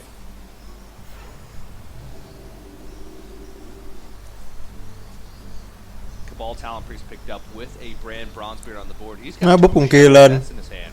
Búp con kia lên cái đống máu luôn. All day long. Wow, I'm shocked. Wants to protect his Azure Drake. Búp con kia lên cái đống máu luôn. Brand Bronzebeard. Says I have enough stuff. I can just wait. Why not? Build your own Twilight Drake. Let's go ahead and make a 4/10. Mát rồi. I don't even know how to sequence this here. Everything that he does is just pretty poor. Thua rồi.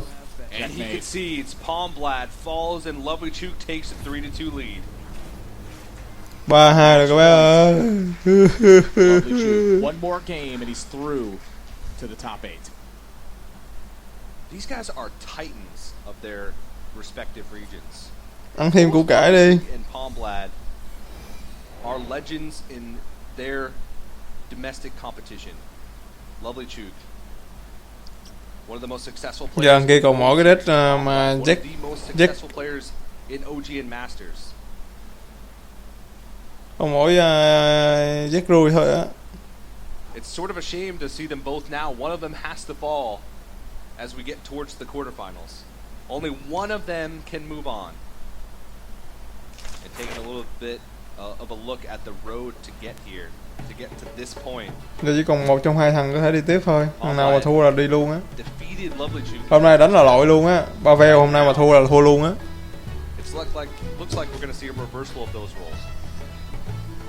It's still anybody's game, but it's looking bad for Palmblad. He's got to win 2 straight.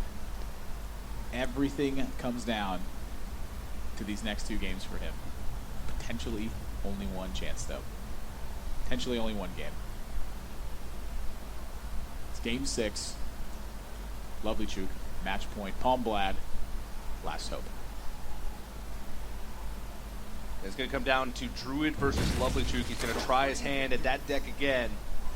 And Palmblad on the Dragon Priest. A lot of debate about this matchup, Admirable. I know that we've spent a ton of time talking about who's favored. But when you have ramp, as a Druid, you can be very hard to beat, and that is not the greatest opener for Palmblad. Yeah, Shadow or Death picked up early as well. In this matchup, Palmblad has got to find pressure to get on Lovelychook as quickly as possible. When we saw it earlier, Lovelychook in the Warlock matchup, he just didn't get the ball rolling early enough, and that cost him. He never found time to get ahead of the curve. Coin Wild Growth into Jade Blossom, into Nourish, with Gadget and Auctioneer and Innervate to back it up. As he picks up Jade stuff, he is in such a commanding position. This is about as good as it gets. And a Is that a second second Nourish. Nói gì Jackdaw mình đánh với lại And he probably should. Dragon sao Auctioneer, Dragon Innervate, mà Rit này he's got kèo a thì lot cũng of hơi card mệt đó draw nha. lined up for this. If he can start landing these turns before Palmblad can get strong minions online, it's going to be tough for Palmblad to fight back. He has all of the ramp. He could go 5 mana crystals ahead of Palmblad if he wants. Wow, he's going to choose to draw here, though. This is actually interesting. Này thua luôn á, thua hôm nay là về nước With luôn. Auctioneer in hand, he had Auctioneer Innervate Jade Blossom on the following turn. Má bài kia đúng đẹp luôn á. Himself at 10 mana crystals and look to start playing multiple cards a turn. Now, to be fair, the curve that he picks up from the Nourish is actually pretty intense. He could go for one of these 6 drops here, whether it be Aya or Jade. Bài nó đang đâu đẹp quá. And then roll into the other 6 drop plus an Innervate Jade Blossom. Thôi chứ tạm biệt Bắc của tôi rồi các bạn ơi. That stage would already be 4-4 or 5-5 depending if this Aya dies. So Lovelychook has hit all of the keys to the Jade Druid. He's hit ramp, he's hit card draw, he's hit Jade ramp. If you have those 3 things in just about any matchup, maybe with the exception of Pirate Warrior, you're probably going to win. He does have to worry about if Palmblad curves out with his most powerful minions, do I have game to fight back? Removal spells are going to be hot on Lovelychook's radar moving into the next couple of turns when he's playing a lot of these Jade minions. This is a really interesting turn from Palmblad. He's got two big options here. 3 really if you want to count every single one. He can use Blackwing Corruptor to try to restrict the damage that Lovelychook has to access Twilight Guardian. Make his turn a little bit weird. He could play Draconid Operative. Cái bài kia ra bài đúng đẹp luôn á. Next turn, maybe in the face of a Jade Behemoth, clear the board out and start cracking for 5.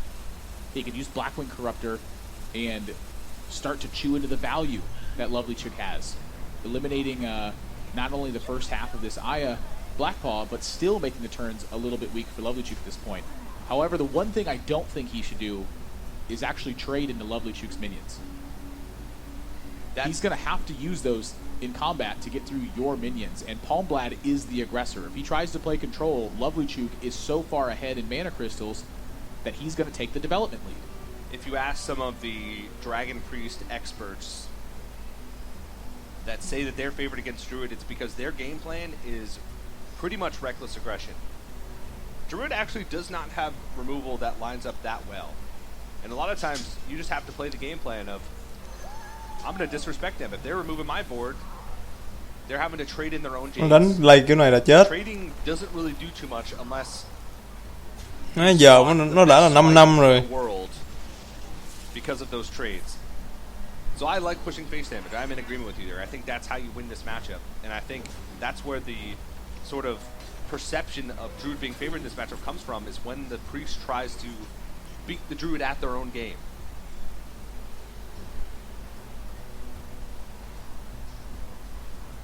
I think Palmblad was maybe hoping for a Jade Behemoth here. Bookworm doesn't line up nearly as well against this board. Lovelychook's playing very mana efficient. He's not going to have the damage to end this one, I don't think. He's a long ways off. And Dragon Priest, even when they get the lead, it does take them some time to start ending the game. Now, Ragnar's the Fire Lord is sort of a tech choice in Palmblad's Dragon Priest deck that can make a difference. Looking at Lovelychook's Druid, he does only have the 1 copy of the Mulch, and that's really the only thing that answers the Ragnaros super well. The other thing to answer super well would be if Lovelychook gets to the point where he's at 8-8 Jades before the Ragnaros is played. Yeah. Then he can have a little bit more game against it. But there is no other dragon. That dragon at operative is not active, and this is a lot of situational Băng chết cards còn 6 sao. for Palmblad. The operative right now would just get chewed apart by Lovelychook's 6-6 on board. Yeah. This is an incredibly weak turn for Palmblad. Nó băng chết 6 This is sao gonna luôn. be the floodgate open for Lovelychook to start drawing cards.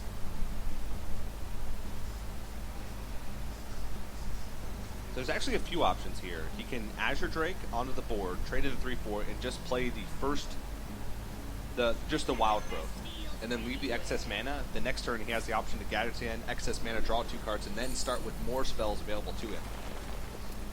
But instead he decides to go with the Gadget Auctioneer right away. It puts the same amount of damage on board, but instead he gets a little bit more immediate draws. Not only that, but Sun. it's really tough for Palmblad to answer the Auctioneer in this spot.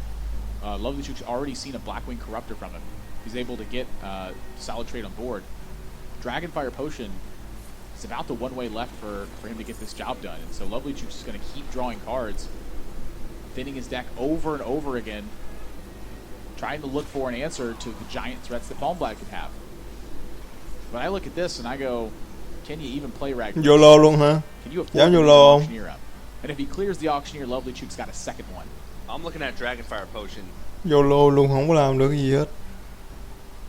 I'm looking at a tough game to win. Nó phải giết cái con kia để không nó ro kẹt tiếp á. Talking about sort of the confidence layer or confidence factor of these players coming in. Nó kèo thua cao quá. Palmblad was probably feeling pretty good because these guys played in their first match against each other, and Palmblad won.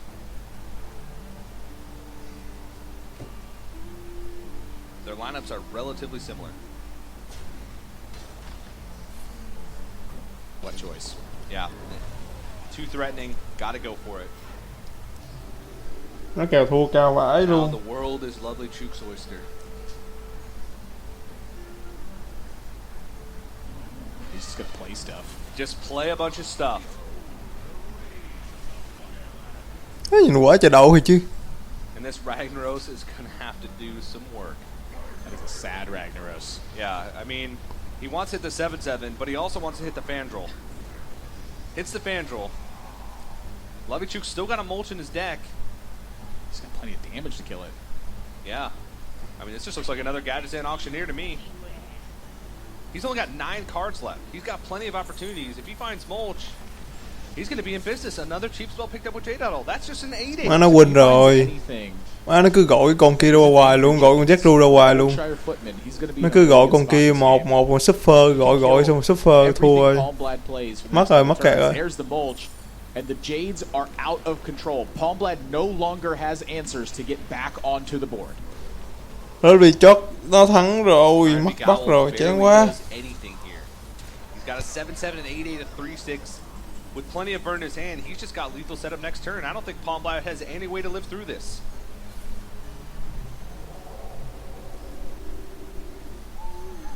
He's going to powered shield, silence the powered shield off of it. Palmblad wants to go out with style as he throws out the well played. Waiting for it. Mất bắt rồi. But Lovelychook is going to take the series and move on to the quarterfinals. Just a fantastic set from Lovelychook. He understood his matchups. He put the pressure on the right moment. He just kept Mất rồi. every single step of the Buồn way, quá. looking for the weak turn from Palmblad so that he could turn the corner. And the highlight for me was in his Reno Mage game. As soon as he sensed weakness, Archmage Antonitis came down, went unchecked, game over. Jack Ru đánh vậy thì sao That is so thắng? glad to have more representatives at the World Championship. There's the final bracket for Group B. Nyria, the group winner, waiting in the quarterfinals. And Lovelychook will be the player to join him. We'll see those guys later on as the quarterfinals will be happening towards the second half of the day. But to get some words with our winner, our new quarterfinalist, Rachel, is sitting on stage with Lovelychook. Thank you so much, guys. Lovelychook, it was just yesterday that you faced off against Palmblad, and he won. What was the biggest difference between yesterday and today for you? Chán ghê trời. 和昨天1-4的比赛相比，什么是最大的区别？对你来说？就是因为今天那个职业方面，基本上就是上的都比较好嘛， Chả 都 được bắt 是 gì 优 hết. 势对决。My deck strategy is very good today, and I have advantage on that. Well, speaking of your deck strategy, what did you learn when you were playing against Palmblad that you needed to change up? What did you identify about him as a player that lets you beat him today? Ủa ngủ hết rồi hả? Sao không thấy ai nói gì vậy?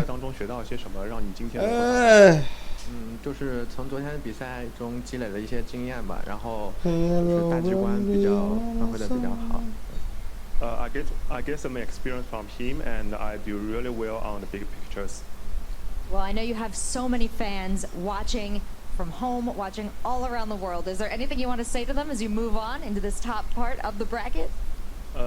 在中国你有很多粉丝，你有什么想对他们说的吗？ Mắt. Tại vì đang coi ở trên cái phone đó nên không biết bao nhiêu người xem. Tại cái màn hình này dành cho livestream rồi nên không có coi được trên đó. Thiệt thua mất bắt rồi chạy quá. Trung quần què lại ăn rồi. I love the fact that he, thanked him for the support. It's necessary. It is, a big one. Giờ hy vọng thằng gấu Nga sẽ vô ăn diệt hết mấy thằng Trung quần què. Moves on to the quarterfinals. We have a lot of action still to come on the day. 6 more players are going home. Nói gì Pavel thì người ta bích nhiều lắm. Are booking their spot at the World Championship. A full day of Hearthstone coming at you. Today at the Winter Championship in the Bahamas, the hammer drops. For the last 4 players in the elimination matches, it's a pressure-packed win or hit the beach ultimatum requiring nerves of steel and the skill of a champion. Pavel takes the sweep. There's only 2 spots left and the quarterfinals up for grabs. Who will claim them?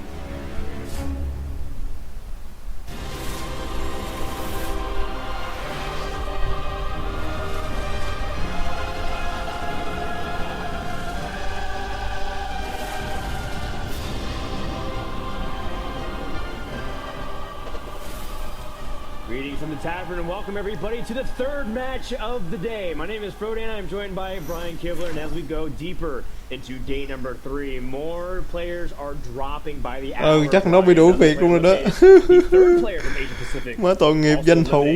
No player from Korea is guaranteed to make it into the World Championships this year. Samuel Tao is the only remaining one, and he's from Taiwan. Yeah, and we've seen some great games so far today. And moving into the second half of the day, we have some other fantastic matchups, including world champion Pavel coming up very soon. All right, well, Lovelychook lives to play for another match, but coming up next, we have Pavel. world champion Pavel from Russia up against Docpwn, the player from Má Canada. thua còn là thua xích sao nhưng mà thắng là thắng 4-0. Kinh hãi chưa? Vãi thiệt. And these two are coming off very different performances. Docpwn won his first match against Yulsik, and then cái thằng ở trên này thua thằng LVGE tới 0-4 lần, mà thằng LVGE thì nó ăn được thằng Pavel, có một hơn xích sao một trận. overwhelming victory, very different for your mentality. That's right. You have to also kind of imagine what momentum really does mean for both these players. Pavel, even though it definitely looked like the first series could have Xong Pavel nghỉ ha các bác. Xong thần tượng Pavel nghỉ phải không? Where he said he wasn't exactly sure if he was even playing at his best yet. But as we've seen with Frozen, another day could be another opportunity to prove yourself. Yeah, he definitely said that he felt like he may have struggled a bit. And Pavel is someone he's been behind. He's been in the sort of elimination matches many times. And he said he's not nervous. He just knows he'll play the best. All right, well, it's time to bring out our players. Our first, the reigning world champion from 2016. Please welcome to the stage, Pavel. Pavel đây cái tướng nhìn hài thì chứ. Nhìn cái tướng anh đi đúng mắc cười luôn á. From Canada, please welcome Docpwn.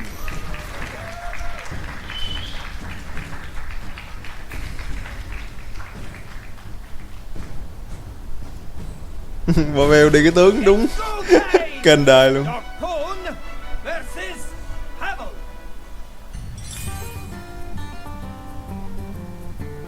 Played LVG, got crushed. I played bad, like that feels like I misplayed. Má nó thiệt chứ những cái tướng đi đúng quải luôn. Để mốt tao tập đi tướng đó nha Bèo. Má mốt vô công ty tao đi tướng đó ha.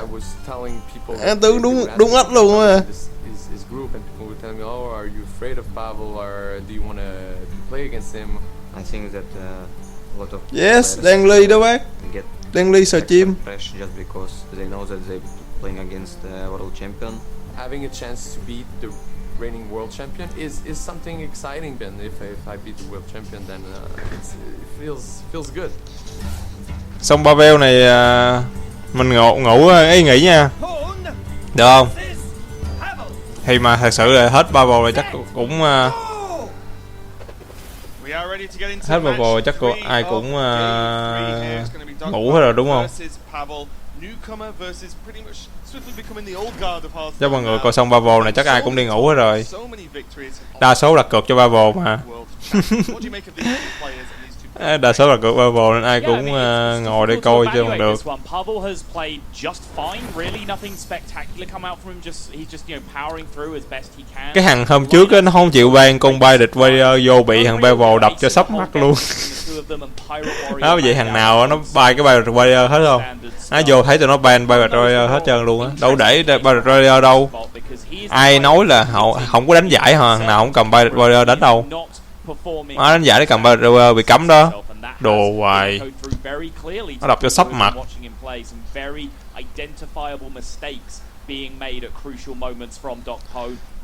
Từ hôm mấy bữa trước coi tới giờ là trận nào cũng ban con warrior. Thả lên cái nó đập cho sắp mặt. Yeah, this is going to be the game where we're going to work out what type of player Docpwn is. Can he, he's seen his mistakes. Vô game là chỉ có thắng và thua thôi chứ không có kiểu mà dơ hay không dơ. Thắng có tiền, thua thì xách đít đi về.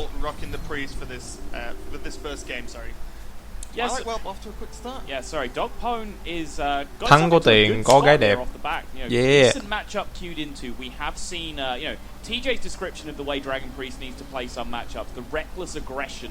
We have seen that happen on one or two occasions, and Dragon Priest being able to overwhelm Reno Lock. Trận đầu tiên của Pavel với Docpwn chúng ta sẽ có là Reno Lock đánh với lại Dragon Priest. Yeah, it's looking pretty good for him. The Discover coming up for Pavel now. Nothing too crazy. Nói ra quất lon bò cụng cho nó tỉnh táo kìa. Discover a legendary dragon myself. It's much more common, but you're doing it wrong. You just take Draconid operatives off that thing all day. Well, okay. I mean, that is a legendary dragon in my book. So point. Yeah.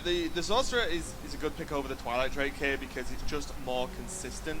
He might be forced to use some more cards building up to turn 4. It's just not going to be that powerful in general, and there are plenty of cards in Pavel's deck. Powered Shield being the main one here. Blackwing Tech on curve is huge in every way of the word there as it slams it onto the board. Start chipping away, and this is the kind of scary opening that Docpwn has to be worried about. As you said, it's a good matchup in general. He does have a good selection of answers here, but nothing quite lines up that well. Shadow Ball in the Twilight, it is just too power at the moment. Yeah, but I mean, the old Handlock rulebook states that công nhận làm hết bò cụng đã sảng khoái gì đâu, tỉnh người luôn.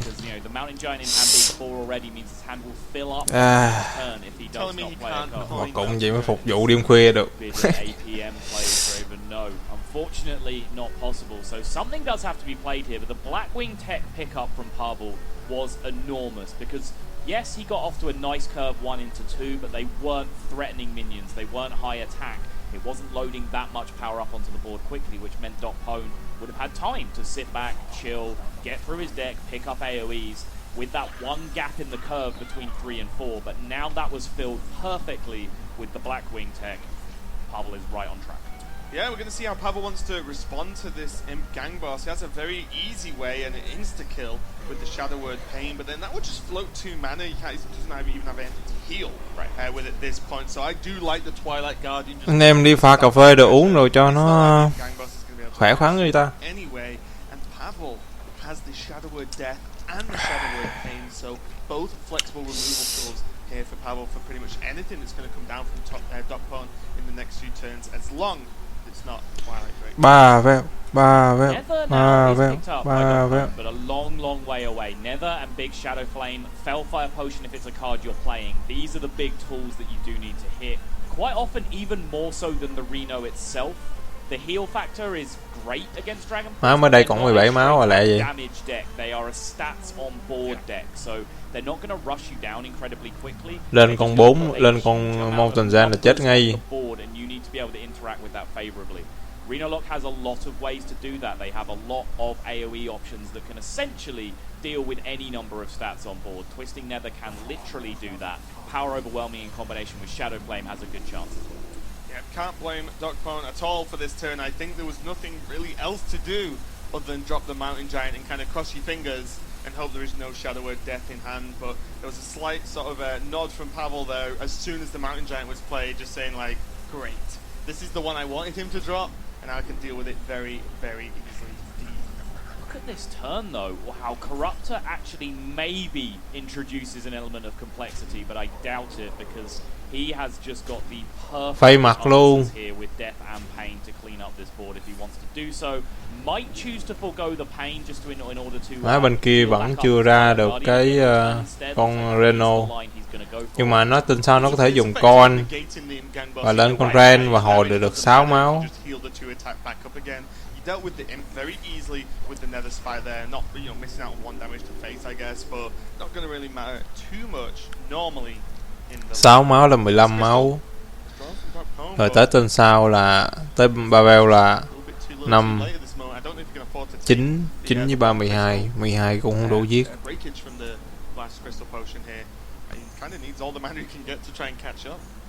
He is dead on board right now. There is lethal showing to Docpwn, not even accounting for that Blackwing Corruptor in Pavel's hand. Má Pavel chơi nó hay liếc người ta. Hay liếc đối thủ á.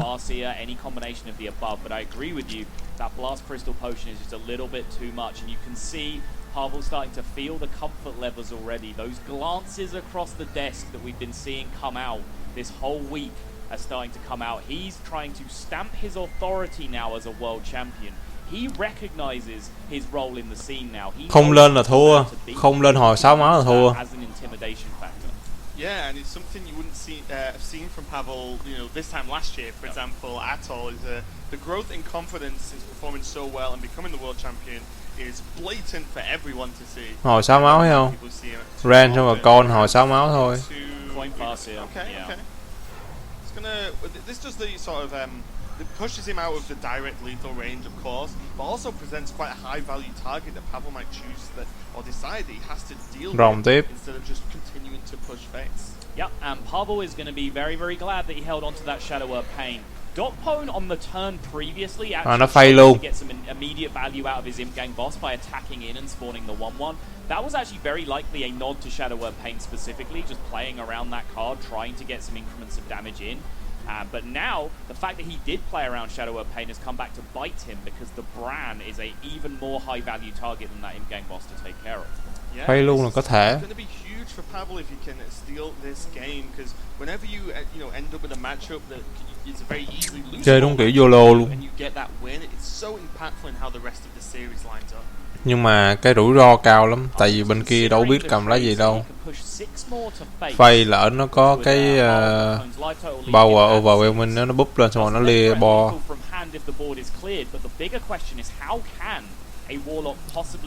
Nên chắc thằng Pavel nó không có Phay đâu, nó sẽ chay. The only way he can realistically do it. Reno would extend this game if it comes off the top, and it is not. In fact, Reno is a Twilight Drake, so that's not going to be enough. Are there any outs at all here? I don't. Chết rồi, thua rồi. Thua rồi. Thắng rồi, Pavel thắng qua game đầu rồi. Đâu có cách nào dọn đâu. Không có cách nào để dọn hết. Trên tay là không có Reno nữa. Đâu có cách nào dọn đâu. Thua game này rồi. Không có lá nào để dọn hết được. Chỉ dọn được một con rồng. Dọn được một con rồng mà tên sao rồi đủ đam rồi. 6, 8 9 đam vừa đủ luôn. Thêm 3 đam từ cái con kia nữa, nó bắn ra 3 đam nữa là 12 đam.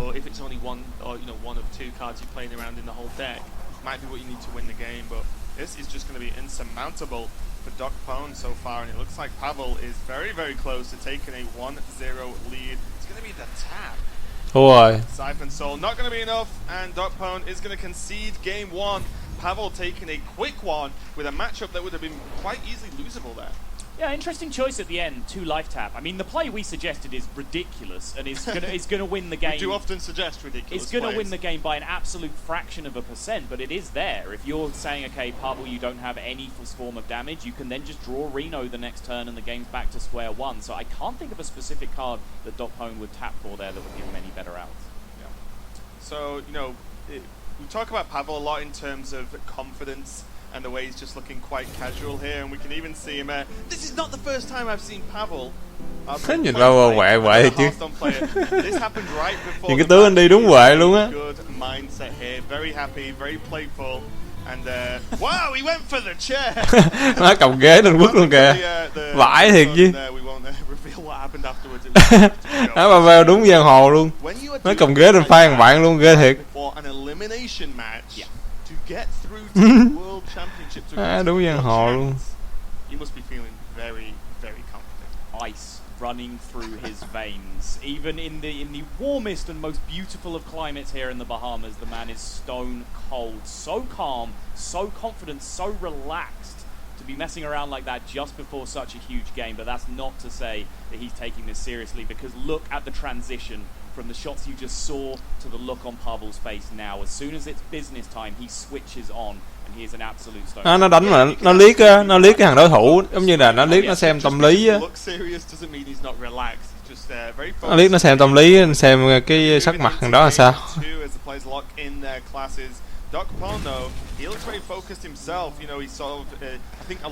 Mà tướng đi nó đúng mắc cười luôn á, thằng Pavel. Mắt chắc mốt vô công ty tao phải tập đi tướng của nó quá.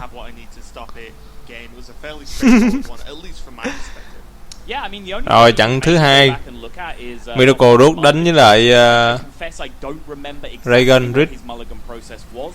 Sometimes if you get into that spot as the control deck where you're just saying, well, I didn't hit the cards I needed against this deck that just rushed me down, maybe you mulliganed incorrectly. Not for me to say, because I say I don't quite remember what the process was, but always things you can look at in a game of Hearthstone before you do go with that defeatist mentality of, oh, it's just one of those games. Yeah, and Docpwn now going for his Dragon Priest of his own. Hôm qua cũng là cái trận định mệnh này nè. Định mệnh của nó là đánh Miracle rút đánh Jack rồi thua. So far today in terms of its lack of good win rate. Do you think this is just a small sample size so far, or do you think the deck might be suffering a little bit in the current sort of tournament meta we're seeing here? Well, before I answer that question, let's just take a moment to appreciate Pavel's turn here. As my good friend and teammate Super JJ is fond of saying, the rogue gods have blessed you with the Edwin hand here. You just go ahead and play it. But actually, both these decks, both these classes have struggled almost equally in this tournament. These are the two lists that are getting exposed more than anything else. More often than not, when they are picking up their wins in a series, it's in the mirror match, where one of them is being forced to. But Rogue has just been struggling with those kind of cannibalistic draws where đúng ghê luôn á, búp còn 88 dục lên thấy quả chà đậu.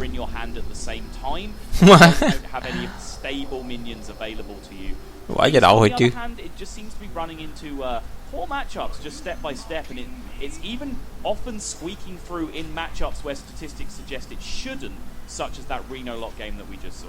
Bum. Bum vô mặt. Rồi, từ sau bum tiếp.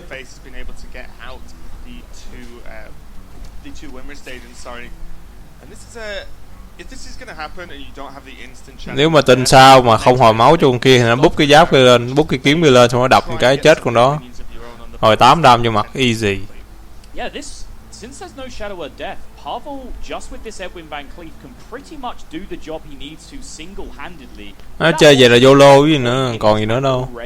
He basically just needs to control the board, not fall behind by more than a single minion or so by the time turn 6 or 7 comes. If he's able to do that, lên con kia 3 năm mà búp thêm máu cho con 3 năm chứ bây giờ thật sự thì hoặc là búp thêm con máu cho con tâu mà thật sự nếu thằng kia nó nghĩ là trên tay thằng Pavel làm gì có lá mà búp một thêm attack, đúng không? It's doing the job just fine, and that's keeping things nice and stable for Pavel as he moves towards that auctioneer in hand.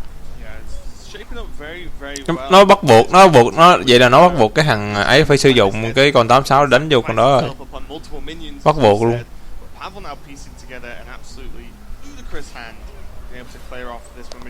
Shop con này về.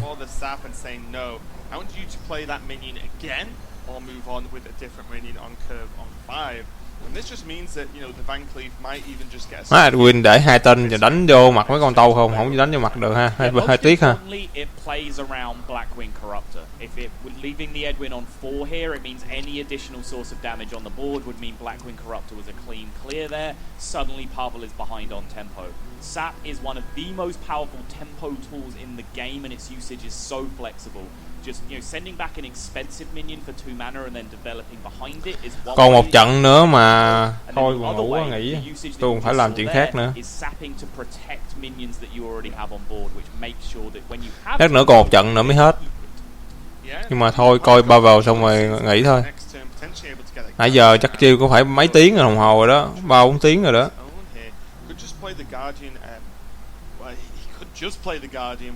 Feels really bad because he just gets ate up by the Van Cleef. Can't really follow it up with the Twilight Well because then all of the dragons are gone.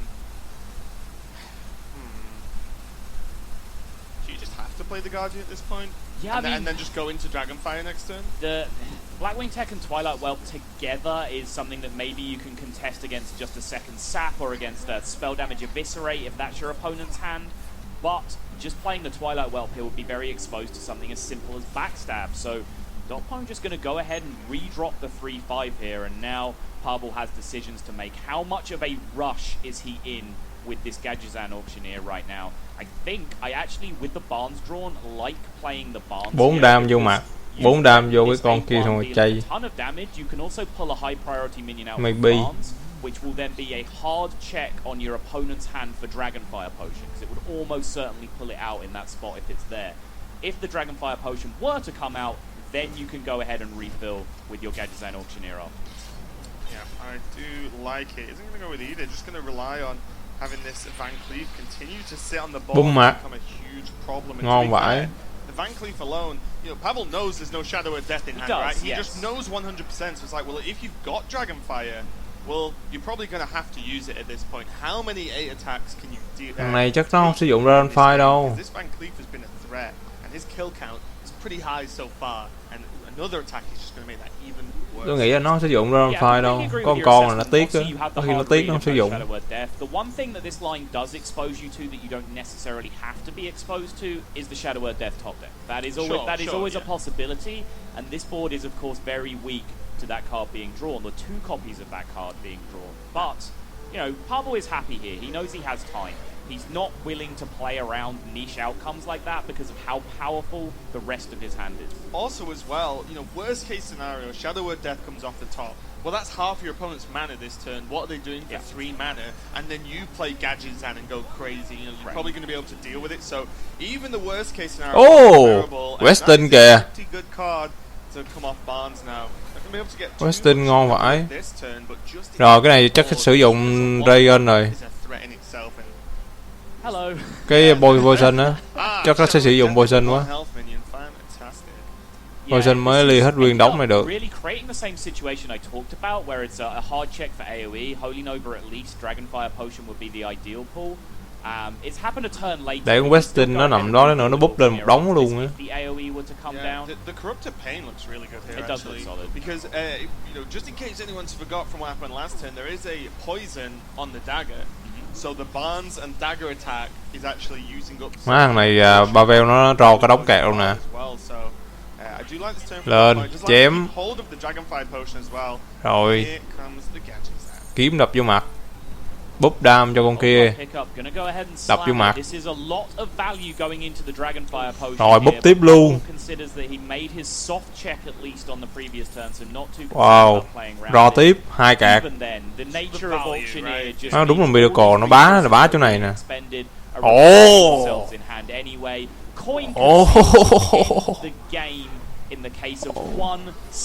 Ồ nhưng mà không, tên sau của bị mất rồi, tên sau mất rồi.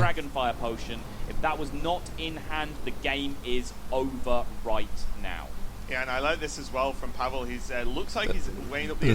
Tên sau cũng bị nát, tên sau nát. Yeah, Dragonfire. Tên sau cũng dùng cái kia để dọn bàn rồi. And then, you know, if you traded, well, why? You know, you can just push them for lethal, especially because there's plenty of juice still in the hand for Pavel. Không mà thua không dọn bàn đã thua mẹ rồi. Rồi lên hai con đó là ngon rồi, mấy con dọn bàn đúng ngon luôn. An tên. The only card in Docpwn's list which Pavel has full access to, knows it card for card, is Dragonfire Potion. Dragonfire Potion comes down, that 5-1 is irrelevant. Mấy cái bá của Miracle rút nó là vậy á. Anh rô bài vậy ngon vãi ra. Tên sau là nát. Tên sau nó không tâu lên là nó chết. Nó không tâu cái con kia lên là nó chết.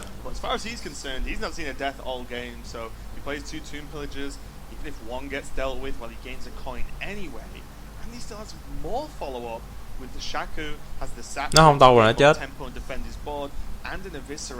Vừa khích luôn, vừa khích 15 đam luôn.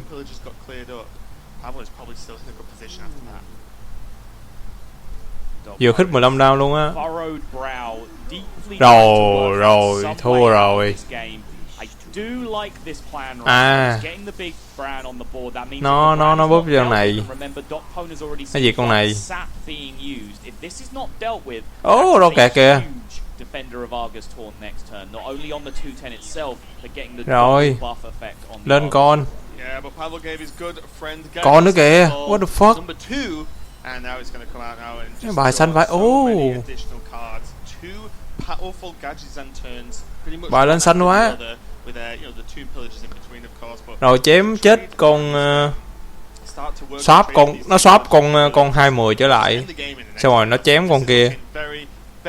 Để rồi thêm gạt. Swap con 210 lại cũng được. Swap con 210 lại. Swap con 210 lại. Đó. Tiếp. Rồi, chặt chết con 32 đi. Không chặt chết 32 luôn, chay mặt luôn. No surprise, chooses the honorable option and goes face. Of course, I expect nothing less from the champ. Twilight Guardian not going to be enough at this point. We can see there's just a lot of damage available. Có tàu nhưng mà thật sự cũng không giải quyết được gì. Nếu mà cái con kia vẫn còn sống thì sẽ rất là mệt. Bây giờ nó búp lên. Nó có rất là ít lựa chọn. Một là nó giết Gazan, hay là giết con Weston. Mà tôi nghĩ nó sẽ giết Weston. Weston là nhiều nhất.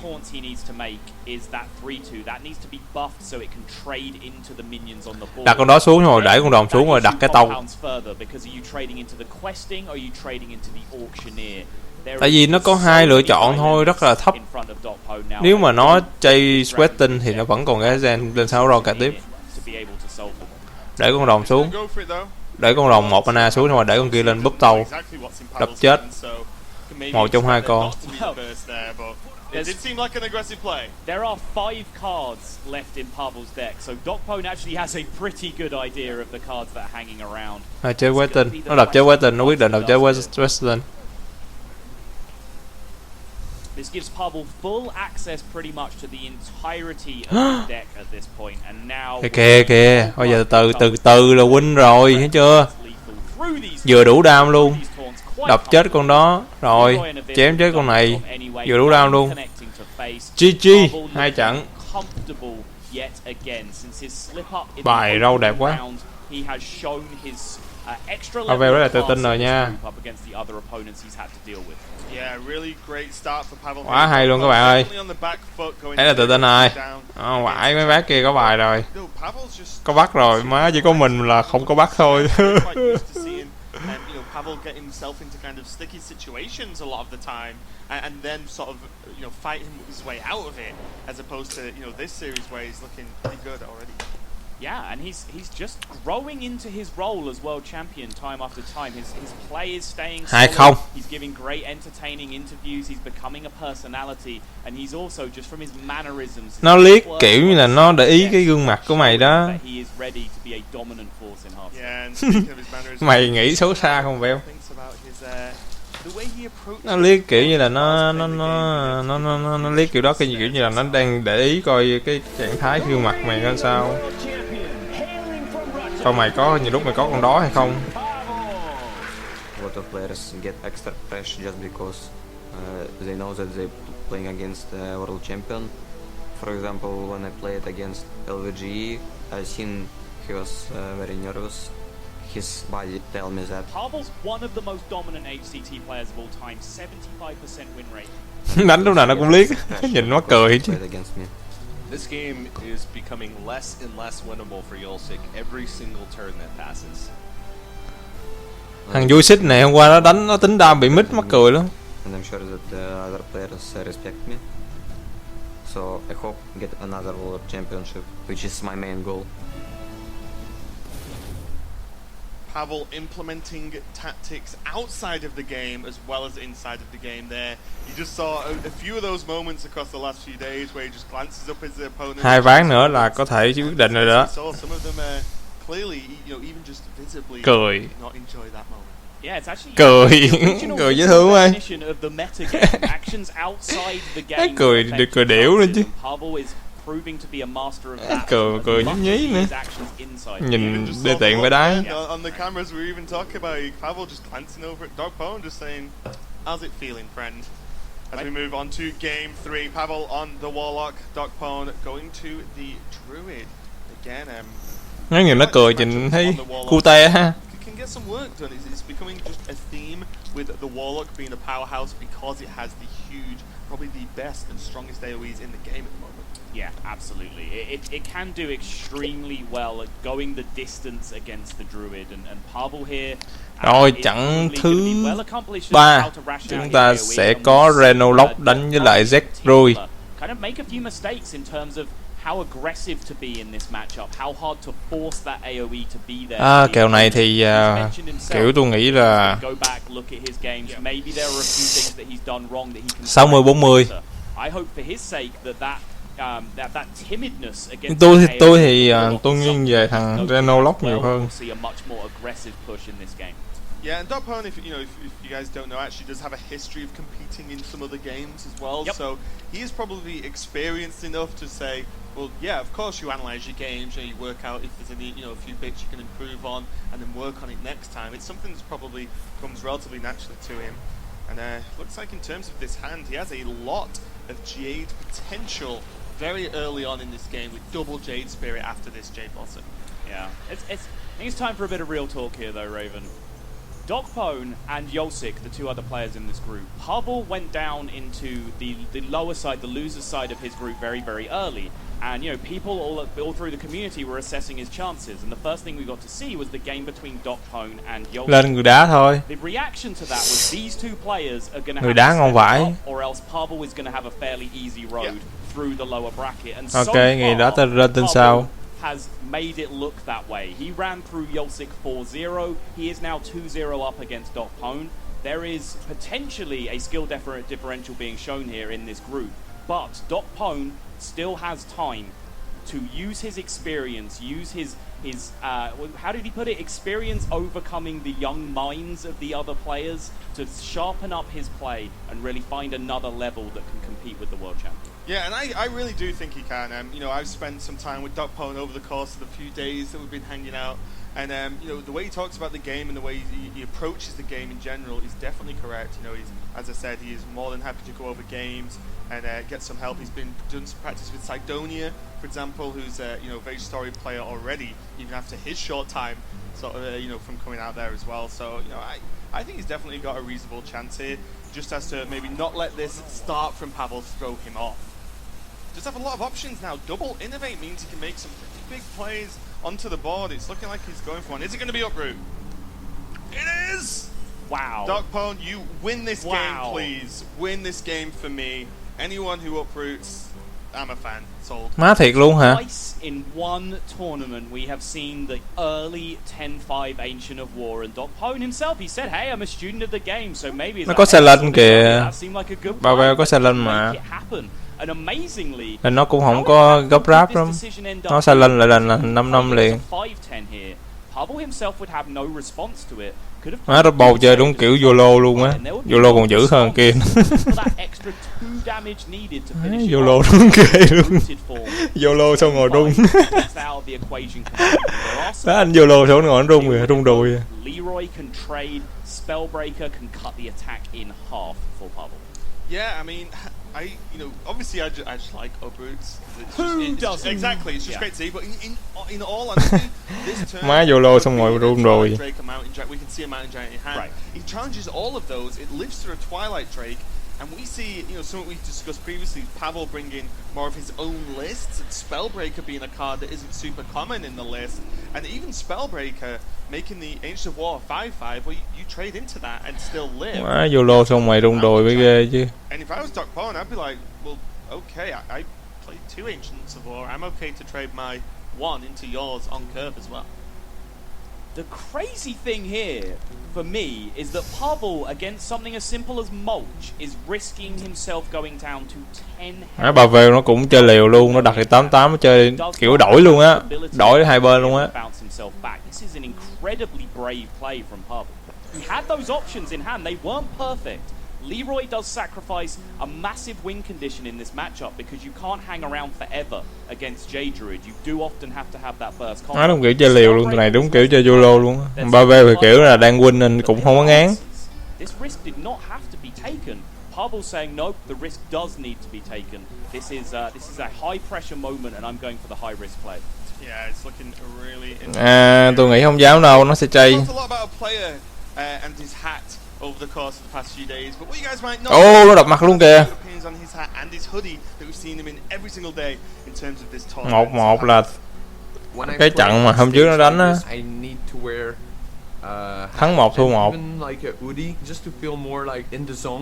Not to be distracted by players or people, and that could be considered as thắng 1 thua 1. Opponent wearing his anti-Pavel armor. If he dips the hat low enough, he's coi nó búng đam cái chết 2 con, nó đập vô mặt cái nó búng đam chết 2 con. Hoặc là nó có thể dùng siphon suột ăn cái con 10 năm đó xong rồi nó đập con rồng mà 4-4. Just a board state I'm not used to seeing, to be honest. Đó cũng là một cách. Mountain Giants on there. We're on turn 6 for Pavel here, and he's on 10. Đúng không? Nó cũng là một cách để có bài trên bàn. Đập con 4 dùng siphon suột ăn con 10 năm. Nó vừa hồi được 3 máu mà có thể giữ được con 88 trên bàn. Hay là búng đam luôn. Họ đã búng đam luôn. Where maybe he can bait his opponent into going face, getting greedy with that 10-5. That gave him 2 possible options that turn. He could have siphoned the 10-5 and traded, or he could have gone with the Shadow Flame Doomsayer play that he decided was superior. So maybe this was the master plan all along. Force Docpwn to get greedy, punish him for it afterwards. Ai biết được ta, tại vì mình á là người coi, mình là người coi, mình thấy được hai bài của hai bên, nhưng mà mình phải đánh tình trạng mình là cái thằng mình á là cái thằng mà không thấy bài á thì nó sẽ tính khác, đúng không? Như kiểu thằng Docpwn này là nó kiểu như là nó không còn gì để mất hay sao nên nó chơi kiểu đó, chứ thật sự nếu người khác người ta sẽ chơi. Pretty much keep up with the Reno lock here in terms of card advantage. It's one of the dream. Tại mình ngồi mình coi mình thấy bài hai bên nên mình có thể nói được như vậy. When a Doomsayer is played as the Druid, Nourish is the number one option to have because it allows you to do so many powerful things. Ô có York kìa. It's the X factor card. Oh my god, I forgot about York. Yeah, I mean, có York mà đất nữa quăng ra casino nè. Series as many times as it may be, this might be the one and only time we see it. He could play it for the rest of the series. It all depends on the results, but whenever we're assessing a matchup, everything we say có York là thấy sexy rồi đó.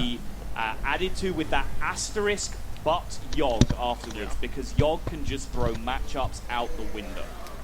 Yeah, and we might even see, we saw Docpwn play he actually did play Wild Growth to increase his mana and get towards that turn 10 a little bit quicker. He has so many spells available to him. He has Fandral and Wraths, well, multiple Wraths as well to get value from that. So a lot of options and a lot of ways to increase the spell count that's hidden behind that Yogg, just waiting to bust out. He's in a position now where some of these cards like Innovate are starting to run out of usage apart from being able to fuel his Yogg-Saron. Unlike most of the Druid lists that we've been seeing in this tournament, there is no Gadgetzan Auctioneer in Docpwn's list. He's playing more mid-game utility options with the Druid of the Claw, and then of course that Yogg being packed in as well. So bây giờ nó để tên mồi để nó chơi YOLO, chơi Yogg. Nó cắt càng nhiều beo càng tốt. Control Buster card. That's where Docpwn is inserting this Yogg. Rồi dùng muôn giết 49 luôn. Giết 49 luôn. It definitely has the ability to mix up a game and potentially steal a win from the jaws of defeat. Oh. He's looking pretty good still at the moment. He's on 19. Health dipping a little bit low. He uses this Fandral to clear up these minions. Giết con này luôn. For the hero power. Tôi nghĩ tin sau chắc nó sẽ quăng ra Yogg đó nha. Any minion on the board at this point is a threat when Pavel's rocking 10 health and no Reno in hand. Tin sau nó có thể chơi YOLO Yogg luôn á. And it seems like his brave play has so far paid off. He willingly got himself lowered to 10 by allowing that giant upward connect to face. Tin sau Yogg hơi bị vui nha. Any additional damage and hasn't needed to. So the greedy play might have got him out of the situation in a more elegant form than a panicked reaction would be, but still stuck in an awkward position. Fandral is a premium minion, an absolute board objective that needs to be taken care of. And the only clean way to do it right now is with Siphon Soul, which eats so much of your turn up. Yeah, and it's not as if as well. Oh, okay, take it all back. I was going to say, it's not as if you feel yourself in a good position to tap in Siphon, just because, yes, you gain the health from the Siphon, but it still only puts you one more health than you were at the end of the turn anyway, which is still relatively low.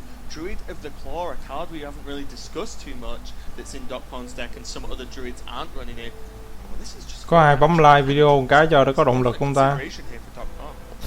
Toàn coi không mà bấm like thôi. Both Jades definitely seems reasonable. That Druid of the Claw can be used to follow up afterwards. Since it can be played in cat form and just get them. Thật sự thì hồi nãy ta có làm cái video về những cái card review hồi hôm qua rồi, nhưng mà chưa kịp up lên, để nữa up lên cho các bác xem. Chắc ngày mai sẽ lên post lên group cho các bác xem mấy cái review hôm qua. Má mắt dại, thằng này quất mắt dại. Bấm like đi mày. Vô coi chùa không mà.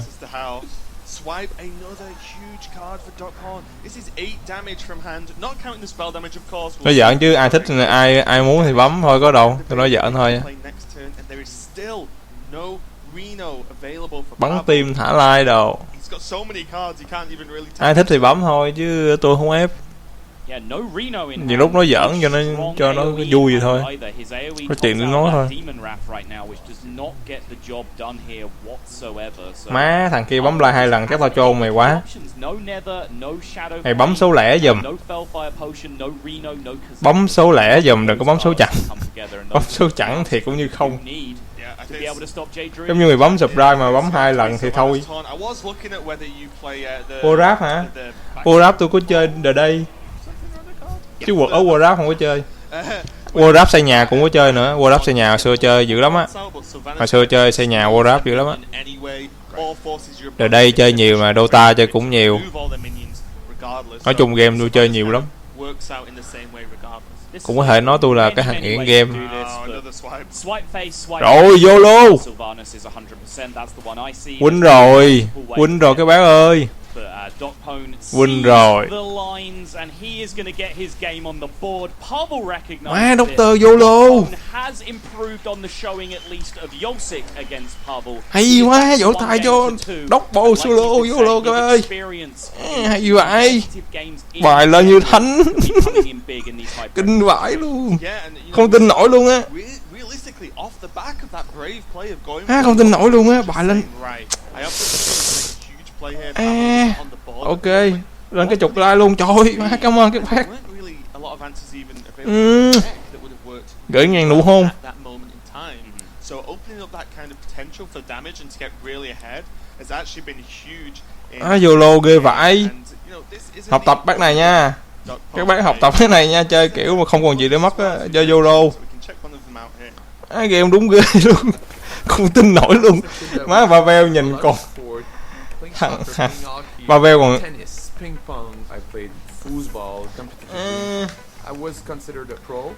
Pavel còn giật mình nữa kìa. Không tin nổi luôn. You're going to a bar and you're playing a game of foosball. The World Championship of foosball are amazing. I would put that in the Olympics. In Montreal, it's really serious, and I was quite good. Like I wouldn't say I was in the best, but you know I could hold my own. And Docpwn seals Má bớt hít banh xu giùm. Lấy banh xu của con gái ra hít hơi đã. It's stressful for everybody, but it's not a new thing for me. It's gonna be hard, but I'm pretty confident competing among the best with the best. And even if I'm the underdog, I can imagine being in the Worlds at the end of the year. Yeah, I actually didn't know that, to be honest. He just competed in a lot of games. Those weren't the games I knew he'd already competed in, so always learning new things about Docpwn here, and he is currently 1-2 behind against the world champion Pavel, but he did get a point on the board, so to speak, so he is at least feeling a little bit better, as if he went down in that game, he would have been, you know, against Pavel, who would be on match point at that. Yes, it's the Jade Druid that picked up a win for him, and he got it done without playing the Yogg, which for me, at least, is a great relief, because I cringe a little bit inside every time that card gets played, and that is the only Yogg that Docpwn is packing in his lineup, and that deck has now bitten the dust through virtue of winning, and he's going to have to rồi, game thứ tư. Reno May. Ủa? Reno Lock chứ Reno May phải không ta? Reno Lock, the deck he described as being his favorite deck. Reno May đánh với lại Reno Lock. Comfortable with, and he's going up against Pavel here with what looks like the Reno Mage. Yeah, it's going to be a cool matchup. This is one that always goes back and forth in terms of who's favoured. Obviously, it depends on the builds themselves, because even in this tournament, we are not seeing one straight-up build of either class, to be honest. But what do you make of, you know, like Docpwn's Reno Lock versus Pavel's version of the Reno Mage? Well, as you can see already by these early draws, Pavel is playing the burn and cycle version of Reno Mage. Novice Engineer in there is extra cycle, Loot Hoarder as well, and then that full Ink Master burn combo available to him with Pyroblast, Ice Lance and Frostbolt. Nó công nhận nhiều lúc đánh YOLO vậy nó cũng có kết quả ghê ha. Đánh YOLO kinh vãi luôn á. The ability to take Jiraxxus as a card out of the equation. But Docpwn's Reno Lock is not in fact playing that Jiraxxus, so that's not even a factor. Yeah, it's definitely interesting in terms of the Jiraxxus pick, but we can actually hear more from Docpwn about this Reno Lock being his favourite deck.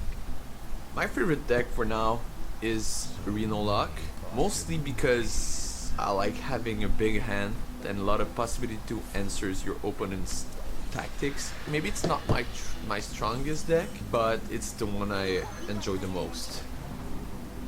Maybe not his strongest deck, but as long as you enjoy it. Okay, enjoying the deck kind of. Reno May đánh Reno Lock. Ai sẽ win đây? Regardless, and Docpwn was talking about a large hand, and he definitely has one of those, and a few large minions as well. Mountain Giant, Twilight Drake, absolutely fantastic for him. Now you can see the America's Winter Playoffs. Docpwn was the big surprise story of that tournament. 7-0 record all the way through Swiss. It looked like he had the chance to just go through the elimination portion undefeated as well, make it the nhìn hai con đó quăng ra tưởng remake xiền luôn.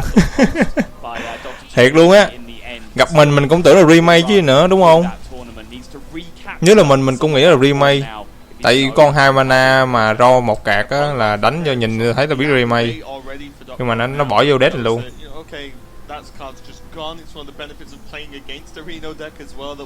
Nhưng mà không ngờ nó là đánh deck khác.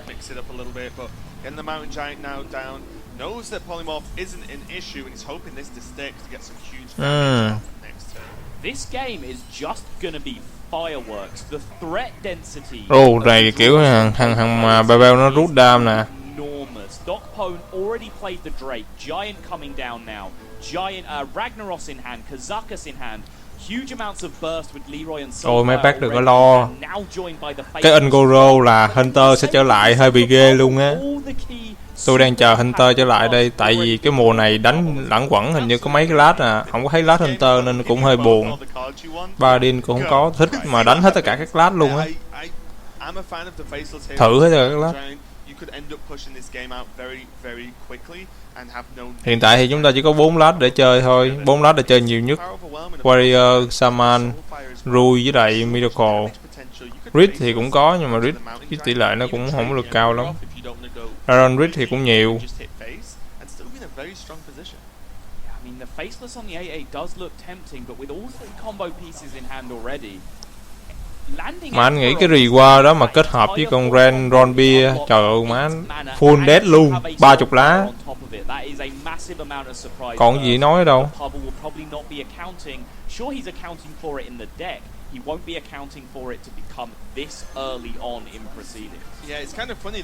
Rồi, chúng ta sẽ có 2 lá. Ủa 1 lá à? Nó chọn lá 1-1 hả? Redundant Minion. Deal 2 dam to Minion. Có thể deal 2 dam mà. Yeah, I think he's trying to find a way to deal with the 8-3 giant here potentially. Deal 2 dam thì có thể diệt được cái một con Gian. Nếu mà Re trúng cái con mà kia thì cũng hơi tiếc. Chọn 5 dam, 5 spell.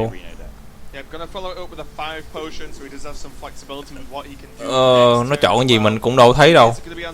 Tại vì đâu có chỉ tay vô cái lá bèo đâu. Giờ nó xài đó.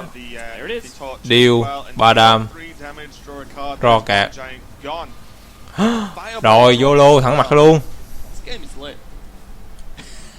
Thì Ran nó vào build vào wide nhưng mà mình có thể vào wide để mình chơi được cái deck đó mà lo gì.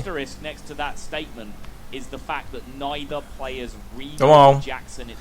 Mai mốt Blizzard nó hỗ trợ cho bên wide mod nhiều lắm á. Nó hết bò cụm rồi. Nó hết bò cụm rồi, hết tăng lực rồi. Xèo rồi.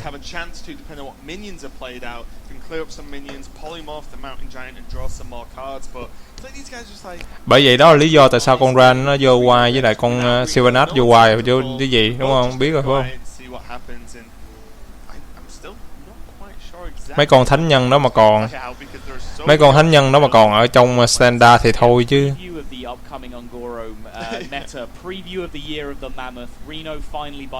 Quăng 7 mana ra thì sạch bàn con 8 nó chay con 24 nữa.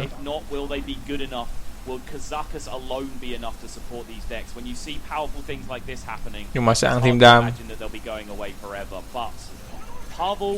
The inspired perhaps decision to go for the 1 mana potion there to take care of the giant. He had a 1 mana frostbolt in his hand that he could have done the job with, but he wants to preserve it for exactly chay giờ biến cốc. And on top of this damage in hand already. 2 vô 35, một con 3 Kazaket vô 35, rồi con 24 bắn con kia, pin chết con 33, pin chết con 33 xong rồi dùng cái spell biến con kia thành con cốc. That's lethal, right? If you had 1 more mana. If you played it all, that's absolutely crazy. If he had 1 more mana, he could fit the Forgotten Torch in as well, right? Yeah. Absolutely crazy. Turn 7, yeah, can set up an absolute huge burst. Đánh cái deck đó là khỏi sợ chết luôn, khỏi sợ bị hết cạc. Đánh cái deck đó là không sợ fatigue luôn á, tới 60 cạc luôn. Currently, Docpwn's board is much stronger than Pavel's. And as well, if you just mindlessly go face with some damage and set it up over 2 turns, neither of these players know that they don't have Reno in hand as well. So if you reset that back up to 30, rồi the whole biến cụ game changes again. Easy vậy đấy. Looks like the right play to me, setting up the guaranteed poly on the giant. And the thing is, Pavel pushing damage here. 3, 6, 9 hên nó vừa khớp 19 cạc luôn. Doesn't have to be too worried about the situation because if Reno comes down, Alex, you'll face straight back to 15. That's kind of the scenario that any freeze mage style deck, even though this is a Reno mage, it wants. Đúng rồi, thì vì mấy người chơi sâu á, họ không có đủ đất để ráp mấy cái gì á, nên chịu thôi chứ sao. Nhiều đúc rã đâu thấy tiếc đâu đúng không? going on throughout the series. This is kind Má ai mà coi lại mấy cái video mà thấy thằng Pavel cứ liếc là thấy bực ha. He's doing his best not to be intimidated here. He's giving as good as he's getting. Yeah, it's absolutely something that's great about two players playing each other like so close on the same stage. It's absolutely nuts. These sort of things do come into the game. The Ragnaros is going to clear up the board. Docpwn now is a huge threat that Pavel has to think about, consider, and potentially deal with. Yeah, reaching the stage now where some of these discounted cards can be used to generate the extra burn damage Pavel will need to get over the line. Looking at that Antonidas and Frost Nova pairing that can be used for 9 mana, typically a classical setup for the Antonidas.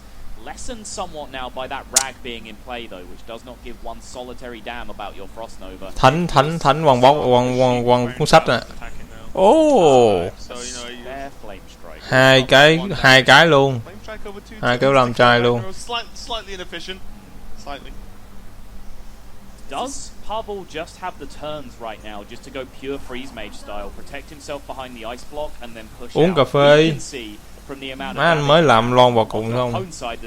Giờ mắt trần luôn. No. But does Pavel think that perhaps he has time in that spot? Does he beat an average hand? Does he beat Reno? Does he beat any combination of cards his opponent? Bây giờ đúng kiểu 50-50 luôn á. Bắn trúng còn bắn bên bút thì the road Pavel is going down.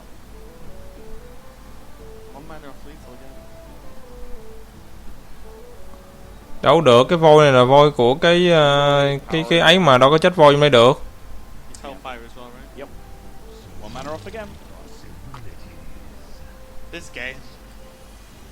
Cái voi này là cái voi riêng của cái thằng Dream mà, OBS mà. Đâu có phải voi riêng đâu. Đâu vô cái voi kia được. Không có vô cái voi chat kia được. Are we seeing a one mana potion here? It's so weird that obviously as we can see there's a lot of damage both players. Để lần sau chim anh thử coi. Lần sau chim anh thử anh vô cái tạo cái room kia vô thử cho mày vô thử coi, mày nói được không? So Docpwn here is going for the 1 mana health buff on his minions. Is that what's happening? Trying to pull that Ragnaros out of range?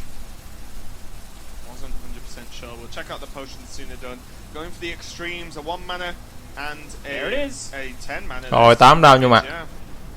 Minions plus 2, which means if it is a 2-turn clear. 8 đam vô mặt, chết Pavel rồi. He is now kind of stuck because the buff there, 2 1 mana potions, both selected, one from each side of both had. Bị lật kèo rồi các bác ơi. From Pavel's side, it's allowed him to preserve this Frostbolt in hand, which activates this Ice Lance and massively increases the amount of damage potential it has. Whereas for Docpwn, it's the board state that you see right now, with that Ragnaros being so much harder to answer than it was before. Yeah, and the way Docpwn's going to view this is, well, there needs to be Ice Block, Reno, and that's it. Those 2 cards. Cái kèo thắng của thằng kia cao lắm á. Ô, nó thắng rồi. Nó thắng rồi. Tỷ số là 2-2. Tỷ số là 2-2 rồi. Trên tay nó kìa, cầm Leroy, búp đam, cái chọi 4 đam. Thua rồi. Rồi đó tụi bao thắng rồi. Tỷ số là 2-2 nha.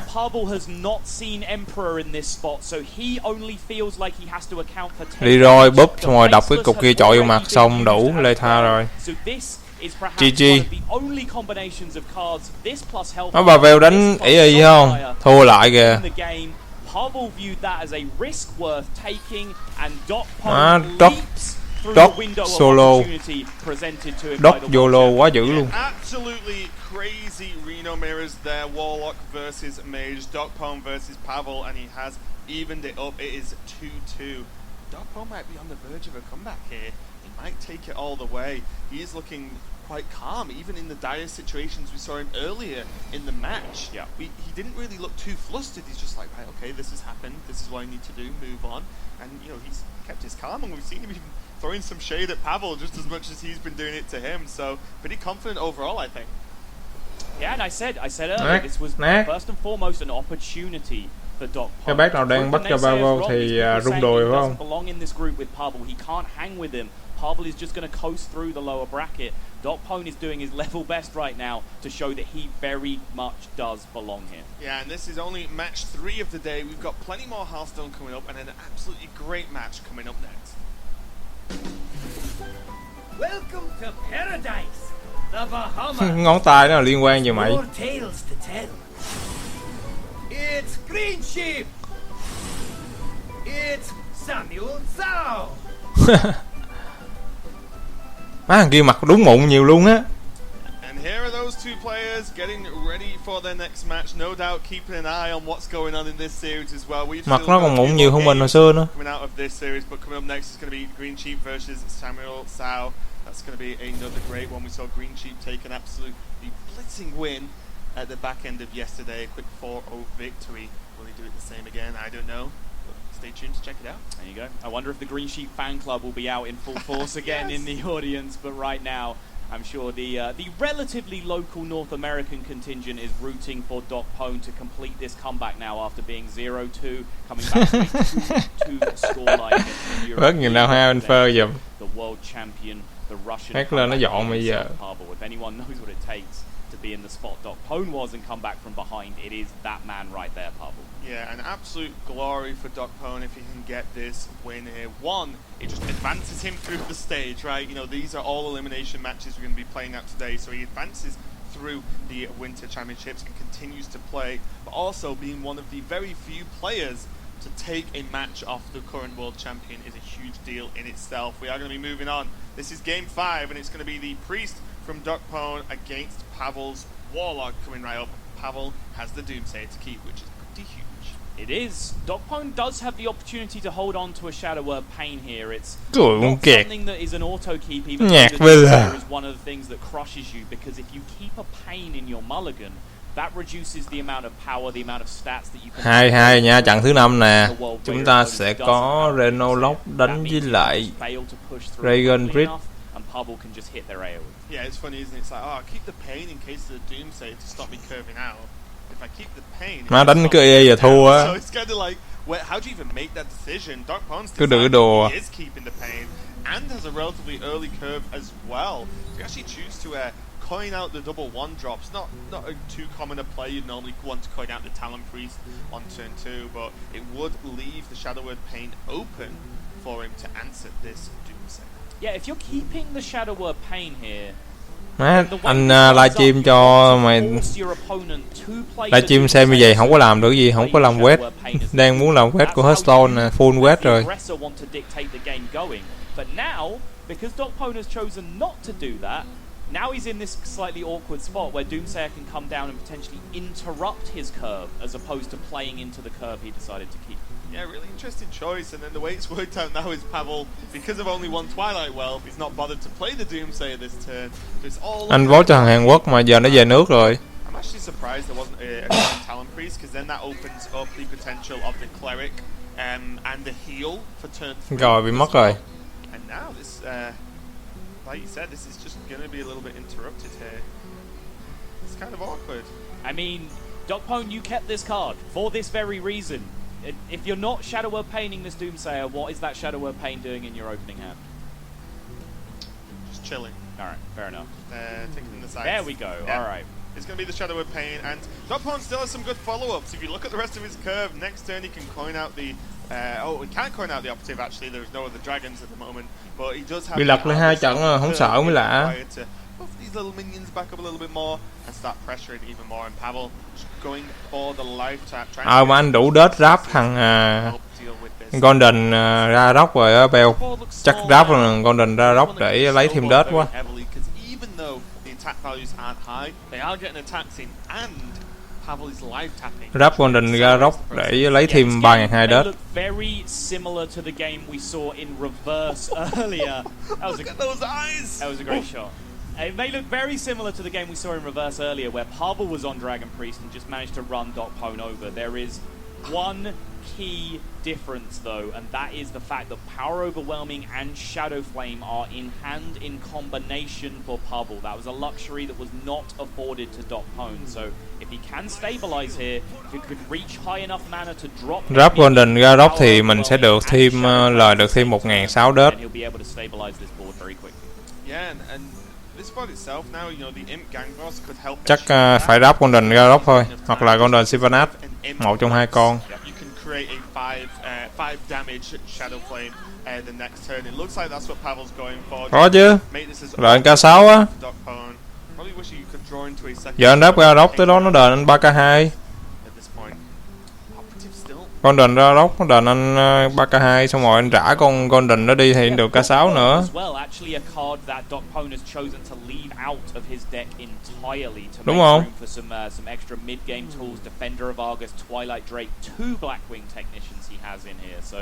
Bookworm here with that coin would be another crushing option to be able to take care of that Imp Gang boss, but Docpwn has chosen to leave that card out. Yep.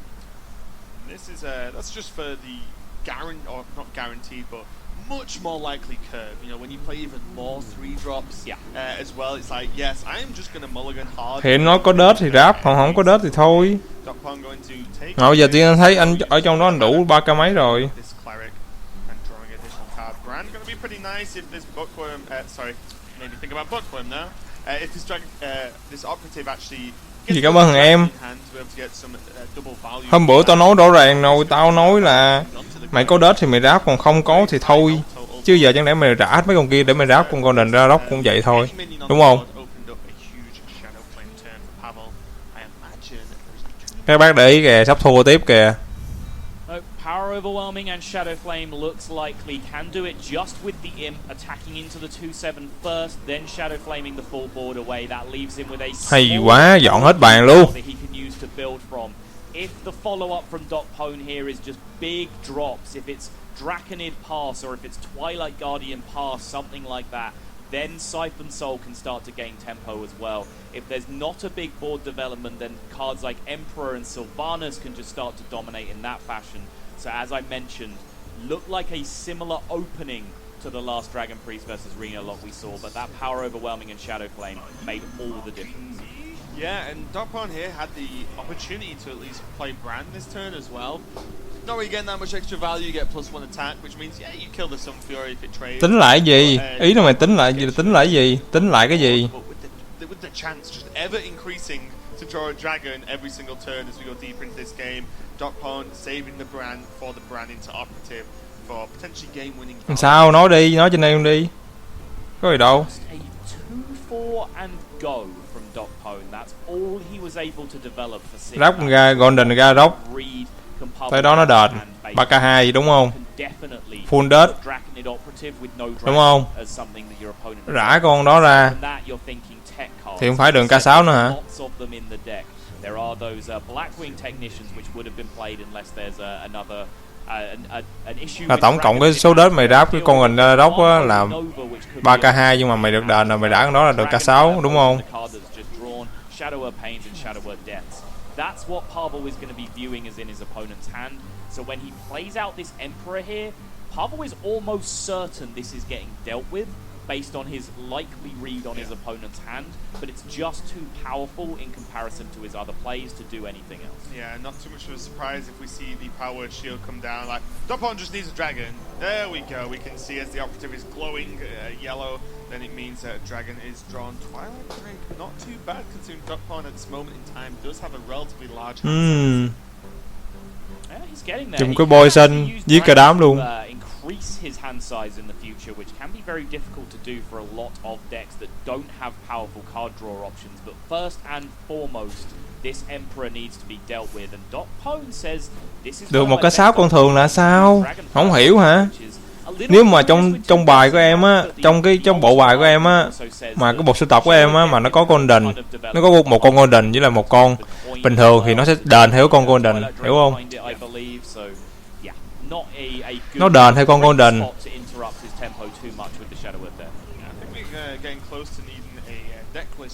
Em có 2 con Garrosh, một con thường, một con Golden thì nó sẽ đền theo con Golden. Mà em vẫn giữ được hai con đó. Rồi em đã con Golden ra, không phải được K6 nữa hả? Đúng không? Twilight Guardian being drawn now. Docpwn is getting to thicker things with the dragon. I do. Oh wow. Synchronicity. Call me Anduin. Actually, please don't. I was gonna say Brand Operative feels great to do, as we've mentioned multiple times. Multiple discovers is absolutely huge.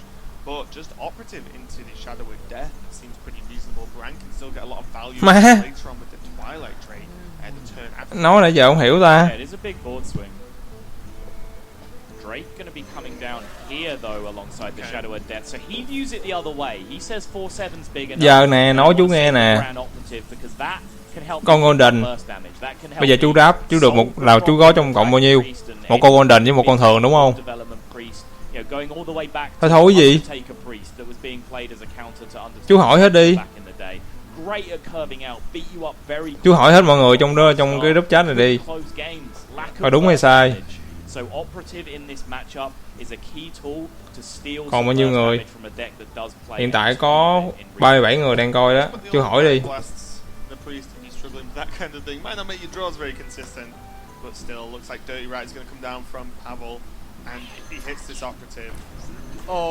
Mất con rồng. Well, that just removed a hell of a lot of value from Docpwn's hand. Now there is just the Twilight Guardians, the Soul Dragon, which is not very intimidating by itself, and not a dragon draw. This is a horrible outcome for Docpwn here. There is just not a lot he can do this turn at all. Developing 2/6. Pass. Docpwn had such a concise plan. It was the Twilight Drake coming down for a bit of board pressure, follow it up with that big grab for potential sources of damage from Brand Operative, and just in one fell swoop, that gets completely torn apart by the most unclean. Đang chim mà gọi gì ta? The dirtiest rats. This looks like a simple turn because there's just not much. Tôi chơi game này ha, tôi chơi game này từ hồi nó gửi cây beta cho test á. To actually click on those cards. Can you afford to wait a turn? I don't know. It looks like Docpwn thinks he can. He's on full health, but the longer the game goes on, the more value Pavel's going to draw into. He's eventually going to dig out that Reno, and also just move forward with even big Kazakus potions and just grip the board. Dragonfire potion is gone as well. Thằng Bell này nó cãi ghê lắm. Just very little he can really do about this. Sylvanas is perhaps a little bit surprising to me in this spot. Cãi cho nào nó thắng thôi. Rồi đúng rồi sao? There's no Ragnaros in Docpwn's deck, which means that's the big preemptive Sylvanas play. Nó trả hồi nào một K6. Nó trả con Golden. Nó trả theo cái con Golden. Nãy giờ anh nói em không hiểu hả Bell? Nó trả theo con Golden. Em có hai con. So nothing too crazy going to drop onto the board. Em hiểu không? Did get a second Twilight Guardian and the Crusher as well, which at this moment in time would be a 9/9 on the board, as Pavel's health is 15 or below. So he's going to probably lose the brand this turn from the Bruiser, but it was definitely worth it to get that Dragon synergy cooking again. Now finally some of the big threats are coming into hand for Pavel. Just now picking up the Drake and Giant. There's still a ton of value left in his deck, just having drawn these two cards just now. Jiraxxus in there as well, of course. But 4/6 and 4/5 now on the board, and does have the Shadow Bolt for a clean clear on the Bran. But he's going to have to find answers to several more waves of minions coming at this point. Draconid Crusher not the least of it, even though it's answered immediately by the Siphon Soul. Yeah, so kind of a awkward position here.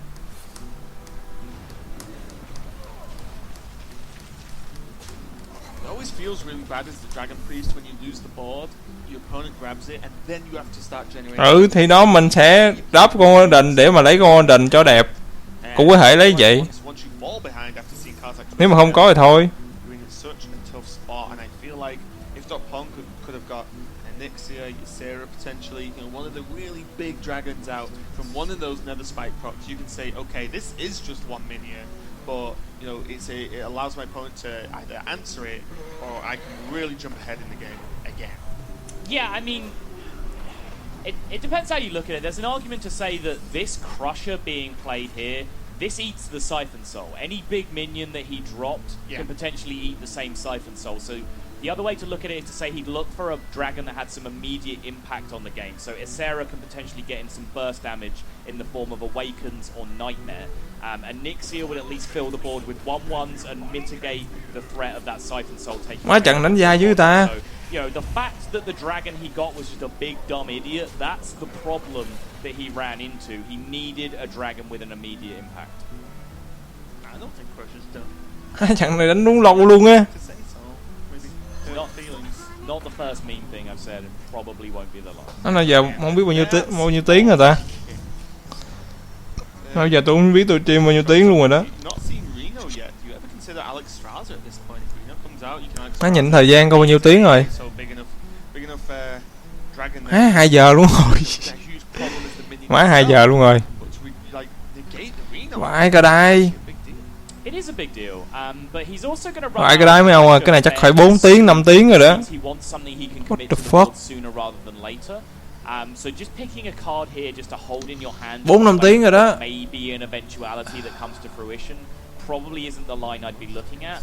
I'm eyeing the Malagos in this situation with Siphon Soul having already been used. Multiple situations where Pavel could have had a chance to use the Blast Crystal Potion, and in fact, Blast Crystal Potion, not a card in Pavel's deck, remember, he's replaced it with that Spellbreaker that we have already seen. Má cái video này dài lắm luôn á, nếu up lên chắc hơi bị dài luôn á.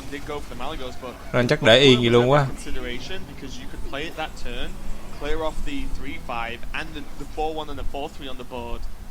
Kinh hãi thiệt. So you effectively have one minion that clears 3 straight off the board. You know, over the course of a turn or so, but rồi lên người đá luôn. Quite valuable, but when you're staring down at Malagos as the other choice, I'm not arguing with Docpwn too much. No, lên người đá luôn rồi đẹp rồi. For Malagos at the time, I definitely agree this is the right play. There's also the upside combo potential that we didn't mention. I believe the Holy Nova is still in deck. Từ từ nó sẽ thoát khỏi răng 7 thôi, có gì đâu, đến từ thôi. Blast Crystal Potion is not a tech choice Pavel is running. It's Spellbreaker instead. Again, this is something that we spoke to Pavel. Trận này các bác nghĩ thằng ấy thắng không? In terms of the decks that he likes to play and the tech choices that he likes to play. Tôi nghĩ là kèo thắng của thằng Reno rất là cao á. There's almost unanimous agreement on at least 28, 29 cards out of these decks as to how you build the best list. Pavel says no, I have my own ideas. Má ngủ chạy ke luôn. Over Blast Crystal Potion, very rare, but something that might have a big impact in this game. Má ngủ chạy ke luôn. To Pavel's detriment. Yeah, I completely agree. It's something that, you know, like as you said, we both asked him about, and very interesting answer. He's just like, just play the stuff that works or has already worked for me. So it's hard to argue with that until it quảng cáo luôn kia chứ. Okay, well, I mean, it's going to have to change soon because Standard change up a few of the decks just a little bit. And something I'm picking up on as well here is this Phaseless Manipulator could be a pretty big deal because Malagos is a card. There's Hellfire and Coil already in hand. He can play. Kèo này thằng Reno win cao lắm. Coil for ludicrous amounts of damage, which will just be insane, and I think more than makes up for not being able to combo. Đánh chết con 4 xong rồi dùng kia rồi hả? Oh yeah, no, we just Hellfire. It's loads of damage. Who doesn't want to see that? Bear in mind that's 8 damage to Pavel's own face in that situation. Yeah, I'm not sure how pretty that is in the long run, but otherwise no great answer. Chưa, mới có 2-2 à. Just the Faceless and the Coil he would need. Má cũng đang rất là mệt mỏi đây. Trận này chim lâu quá. Nãy giờ chắc mười mấy trận luôn rồi đó. His opponent's only got 2 cards. If Pavel's tracking as he should be, one of those he knows is the coin. So what one card is completely going to blow him out here with his own Malagos on the board, right? You know, it requires a big deal to answer this, and we are going to see it. Mali action. Yeah, I love this. I 6 đam, vãi thiệt. He's going to go face in this spot. Oh, is he going to trade? Oh, he's going to double trade out. Trade with the Leroy. This is interesting. The Mali is a big deal, but the Holy Nova, even in that spot, kinh thiệt. only represents 7 damage. Look at Pavel's just looked over Docpwn, smiling.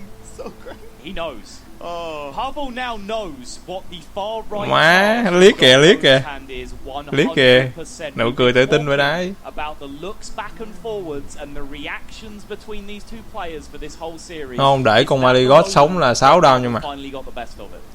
It might well be, as we were talking about the whole 7 đao nhưng mà. turns earlier, of course, got drawn the turn, and it's not as if, Pavel leaves at the Malagos. Sure, just Có lọt sẽ là sết nữa là win rồi, trận này win xiền rồi. Possibilities to turn after. Pavel chose to trade and got quite heavily rewarded for it, as that would have been a lot of damage coming out from the Nova there. That would have just been ludicrous. Plus the hit from the Malagos. Nausea Cleric gonna come down here. Docpwn just doesn't. Cái đó nó copy vào Malay hay như quỷ luôn chứ hay cái gì. Not got much time to do that though. Nó mà để là thua rồi. Nó mà để Malay sống là thua rồi. Rồi. Lên luôn. Lên lọt là ăn rồi. Have a lot of cards like this that do need it, and finally Pavel hits one of the massive power cards. The Kazakhstan lên lọt là win rồi. Power trio picks up the Kazakhstan at last after just having to scrap pretty much with subpar cards. He's played this game for this long with no benefit of putting singletons in his deck throughout because he hasn't used the Kazakhstan or Reno yet. I do like the Drax. Nó lên lọt là win rồi. You know, after that draw, one lọt thôi còn gì nữa, lọt thôi, lọt thôi. Pretty much has nothing in hand that's going to threaten Drax's kind of There's power. no pretty much about it. You know this hand is Coin Holy Nova. We know that based on the reactions. Pavel knows the contents of this hand 100%. So you lọt là win rồi. Down. Next turn you drop the Kazakhstan and start stacking up armor and more. Lia sạch bo luôn. Đập 8 đam vô mặt. Doom for Docpwn in this game. I do not know what he could even draw into that would help him get out of this situation. The only card I can even think of at this point would be along the lines of a Deathwing, and that could be answered by Kazakhstan anyway, turning it into a little sheep.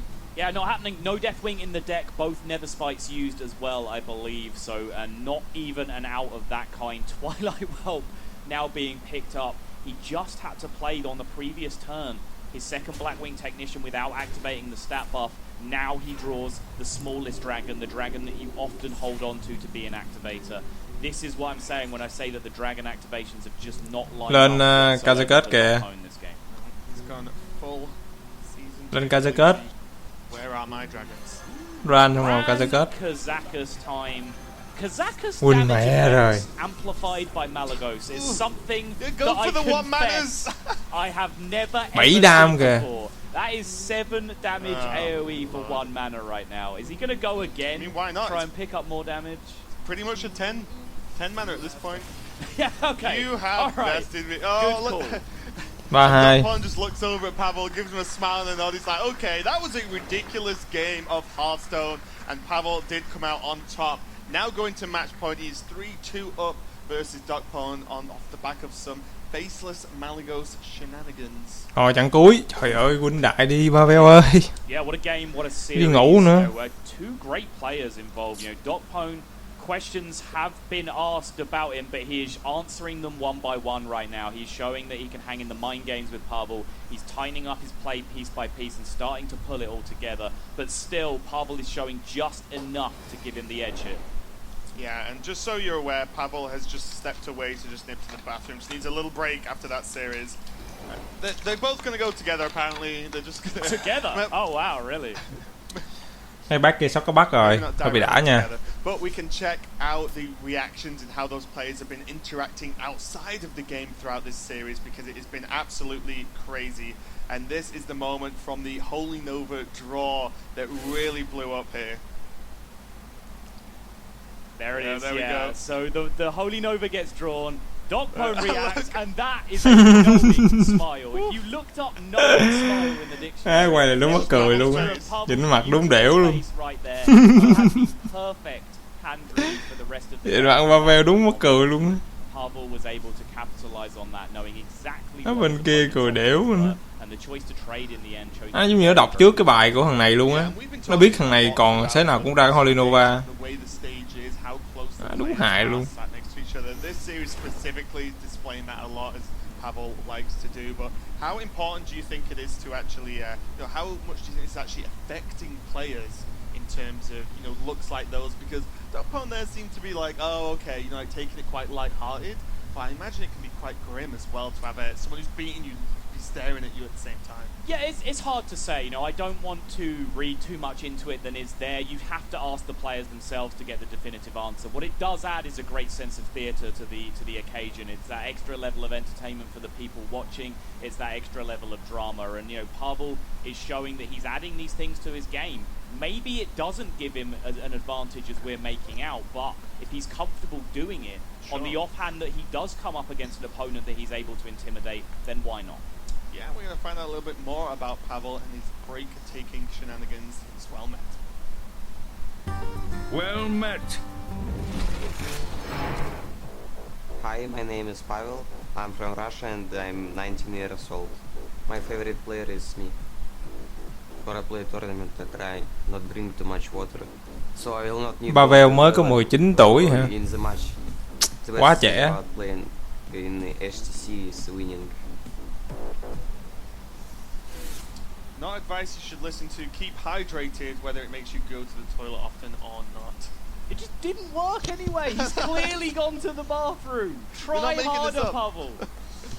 Time to drink less water. No, that is not good. Don't listen to this guy. It's not good advice. But yeah, both players just stepping away for just a minute. This has been a crazy series overall, especially that last game. And again, this is an elimination match. All of the matches today, the losers are out. The winners continue to fight on at the later part of the stage. Everything and we can on check the out line. Dashi in the crowd. For these two players, there is a man who's got the majority of his work done already, but he still has one more game to win. 2-0 record. Stan Udachi đánh hơi bị ghê á. European representative has one more game to Stan Udachi đánh hơi bị ghê á. At the World Championships. Woo! And we're going to be checking, we're going to be checking in with Dr. J a little bit later. He's going to be joining us on the analyst desk. I'm looking forward to that. As he proudly brought his 0-2 record in this tournament to the Có ai bắt cho Udachi không? Great character, guy that, looks cái thằng đánh Udachi đánh hơi bị ghê. Interactions with him, looks at life in the right way. Just thắng 2-0 luôn. Thankful to be here, and I'm sure we'll see a ton more of him in the future. Yeah, and on the analyst desk a little bit later with us, it's going to be a lot of fun. I don't quite know what he's going to do, but we'll find something for him. It'll no doubt offer some great insight. And it's just been an amazing week, and moving on to the weekend here at the Bahamas. We've been having a lot of fun with the players early on. We got a few days to actually hang out with them and enjoy the scenes before we truly kicked off this tournament. And now it's all business. But as we said earlier, these guys, the elimination matches, but if you get knocked out, the beach is literally outside this door. Yeah, it's not a terrible consolation prize, but it's a consolation prize nonetheless. These guys are professionals, they are driven competitors, and if you gave any of Rồi, game cuối cùng. Hy vọng là Pavel nó sẽ thắng luôn. Renome. 0.2 seconds to make that decision. They are going to Worlds every single time. Yeah, and both players are back now after just needing to quickly step away for a break, and they're going to be continuing this series. Pavel is on match point, being up 3-2 versus Docpwn on the back. Pavel giờ còn đúng vào cái dead Renome. What a amazing game. I really enjoyed the last one. I have no doubt the rest of the games in this series are going to be just as good as we get right into it. Pavel on the Reno Mage, Docpwn again on this Dragon Priest, one of the decks or archetypes that has not been performing too well in this tournament, and another. Hy vọng trận này nó win mẹ đi cho nên ngủ cái. Grab a win with this in this series. Chứ không kéo thêm trận nó đuối á. Have on paper, in theory, a good matchup here against the Reno Mage, but this is where subcategories of archetypes and particular tech decisions can start to affect win rates wildly. We saw this matchup play out, I think it was in Tare's series, where the Dragon Priest was up against the slow-paced value Reno Mage, and Dragon Priest just slowly but surely took over that game lên Reno luôn rồi. With value after value while dropping stats on the board. Pavel, however, is not on that game plan. His game plan is to draw through his deck, to get a bunch of burn together in his hand, and then to nuke his opponent in a single turn. And when that combo strategy is your win condition, you're not that interested in value, and that gives him a window to win this game in a way that was not available to the value-based Reno Mage decks we saw before. Yeah, I think both players taking slightly more extreme versions of the list as well, because even Docpwn is taking more of the I will drop a minion every single turn. These Blackwing techs going to really help out with the early curve, and the Twilight Drakes potentially having the health to be outside of the easy kill ranges that Mage has regardless. Yep, and I think he's just trying to maximize as much health on his Twilight Drake as he can here for that very reason. He could have coined the Drake out. He's instead choosing just to follow the curve. 3-5 here, now being followed up by, what is this? 1, 2, 3, 4, 5, 6, 7, 4, 8 coming down onto the board. Well out of range of even Fireball Ping or a spell damage Fireball. Yeah, and if we can see the Polymorph is available for Pavel if he just wants to remove this Twilight Drake off the board. But the problem with that is that there are plenty more big dudes left for Docpwn. We can see that this game, at least, he does have enough dragons in his hand on curve to be able to play that Operative out. And Operative pretty much demands a Fireball. If the Fireball doesn't come, then you are in some serious trouble in general as the Mage. Yeah, Polymorph comes out to answer that first big threat, but as you said, the threats will keep on coming. Draconid Operative can come down. It's a threat in itself, and it gives you the ability to pick up another threat from your opponent's deck. Netherspite Historian can hit big gas too as well for Docpwn. So, has Pavel got enough time even? This has been a very, very aggressive curve from Docpwn, and we talked in the previous game about how he struggled to get his dragons and dragon activators to line up together. But you made the point that he was putting these extra 3-drops in his deck so he could get a more consistent curve early on. And now we're starting to see that come to fruition in this game against the Tempo Mage. Reno Mage, sorry. Reno Mage with a lack of tempo at the moment. Yeah. Look at these options. God, Operative's a pretty good card. Roaring Torch as well, which is kind of great as an option. Kazakus and Antonidas this early in the game. Don't think of the picks. Personally, I just like Torch. You're already building a powerful board to start punching the Mage in the face, and then Torch is just the unexpected burst damage that Pavel, frankly, can't realistically play around. It's gone for the Antonidas, though. I think I would have lent towards Torch as well, but it's kind of just a diverging playstyle thing. It's not necessarily just black and white, right or wrong situation. You know, it kind of just lays out your stance for the rest of the game, where you say, okay, I'm going to be aggressive, I'm going to push, I'm going to pop the block if it's there, and then I'm going to finish with damage from hand. Yeah, that's an availability to you. But Docpwn here is just setting out for a more long-term value-based strategy, which can, if he slows down enough, give Pavel a window to get his own burst damage win condition through. But we have seen, in general, how effective Dragon Priest is at doing this kind of thing to Reno.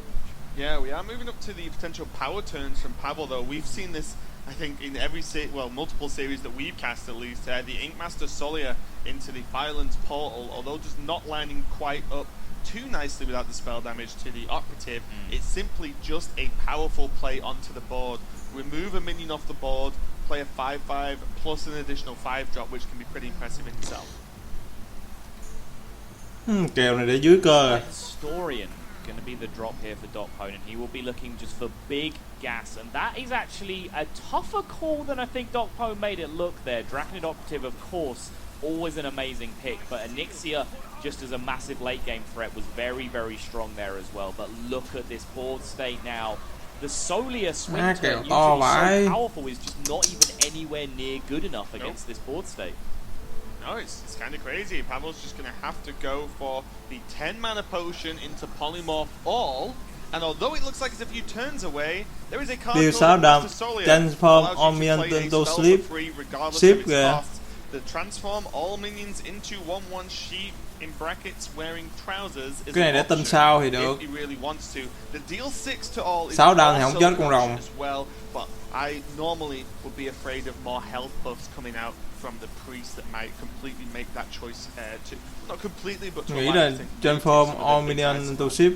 So the problem I see here is, if you're taking Mystic Wall, essentially Pavel is looking to line this up on the very Summon next turn by 88. playing it with Solia and bypassing the 10 mana cost, which means this turn he pretty much just has to play Ice Block just to survive that one extra turn. And then transforming the minions into sheep is not really going to be good enough, even if you've got the armor to go alongside it. So by taking the damage instead, he would have been able to nuke this nó board giết for con 6 kia rồi. and then use the Nên không đủ arcane đam để giết nó đâu. blast to potentially finish off the Phải tự Dragon tin rồi đó. Operative, clearing the board. As you mentioned, that is very, very scary against health buffs because that can throw a real spanner in the works. Pavel, though, is trying to survive this turn without playing the ice block, giving the opportunity for lethal for Docpwn this turn, but there is only 9 damage. Tuần sau nó lên damage Solia in xong rồi meaning that nó it's that dùng cái Bran, spell that 10 đó. fabled Bran Blackwing Corruptor combination that would be what is needed to kill him. Or a roaring torch. Or a roaring torch. Which he could have cast with the coin. Oh, hindsight. Wait, what's the coin got to do Oh, with it? yeah, okay, he can actually operative into it as well. He can do it right now, yeah. Yeah, that's what I was counting. I was counting both things at the same time. Okay. I shouldn't multitask. It's clearly not a strength. I was going to say, if he had a roaring torch in his hand, it only roaring costs torch 3, not choice 8. earlier on would have just done this game, done dusted, but can still go for it with the operative. Looks like Docpwn just wants to say, okay, well, I'm going to Antonidas and play stuff, get 2 fireballs guaranteed in hand for next turn and set this up. Throwing his Antonidas potentially onto the board here, exposed into that potion that was taken. But remember, if that potion is going to be a significant threat against this board, then it would have to be the 10 mana potion, meaning that sleep hết Docpwn would have rồi to thì cô expect thực cũng hết chết đó Solia nha. and a 10 mana potion that takes care of this. Yeah, and there's going to be 3 sheep, and now there is 12, 1 damage off lethal this turn. At this point, with the 2 fireballs. Thì là còn thiếu một đam. 12, the 3 sheep coming in for 3 additional damage. Thiếu một đam. 15 indeed, and Pavel might just be turning the corner. Thiếu một đam để giết. Reno Jackson now to restabilize on the following turn. Thiếu một đam để giết More thằng cycle in hand with the novice and blood mage Thanos to Pavel. get towards that Alex Straza that he needs, and then just a ton of damage sitting in hand as well. Yeah, this is a real tough one. You can actually Dragonfire Potion and trade the sheep in.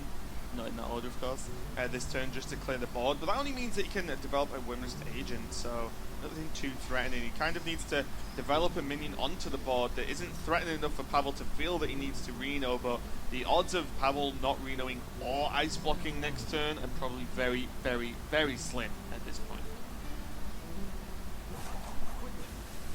Rope time, Docpwn, so it's time to act. Not too much time left to consider your options now from this Draconid Operative.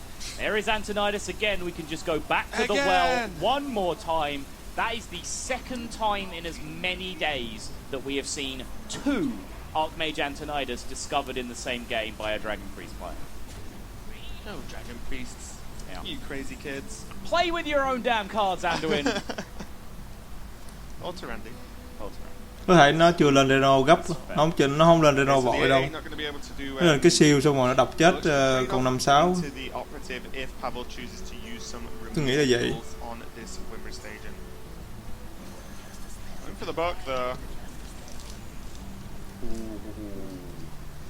Ice Lance is a big pickup. That adds to the burn. Tôi nghĩ là nó sẽ lên siêu. But he does still need to potentially find some board. Lên cái siêu xong rồi nó dùng cái kia để mà nó giết con 5-6. Tại vì nó muốn dụ thằng kia xài 2 fireball.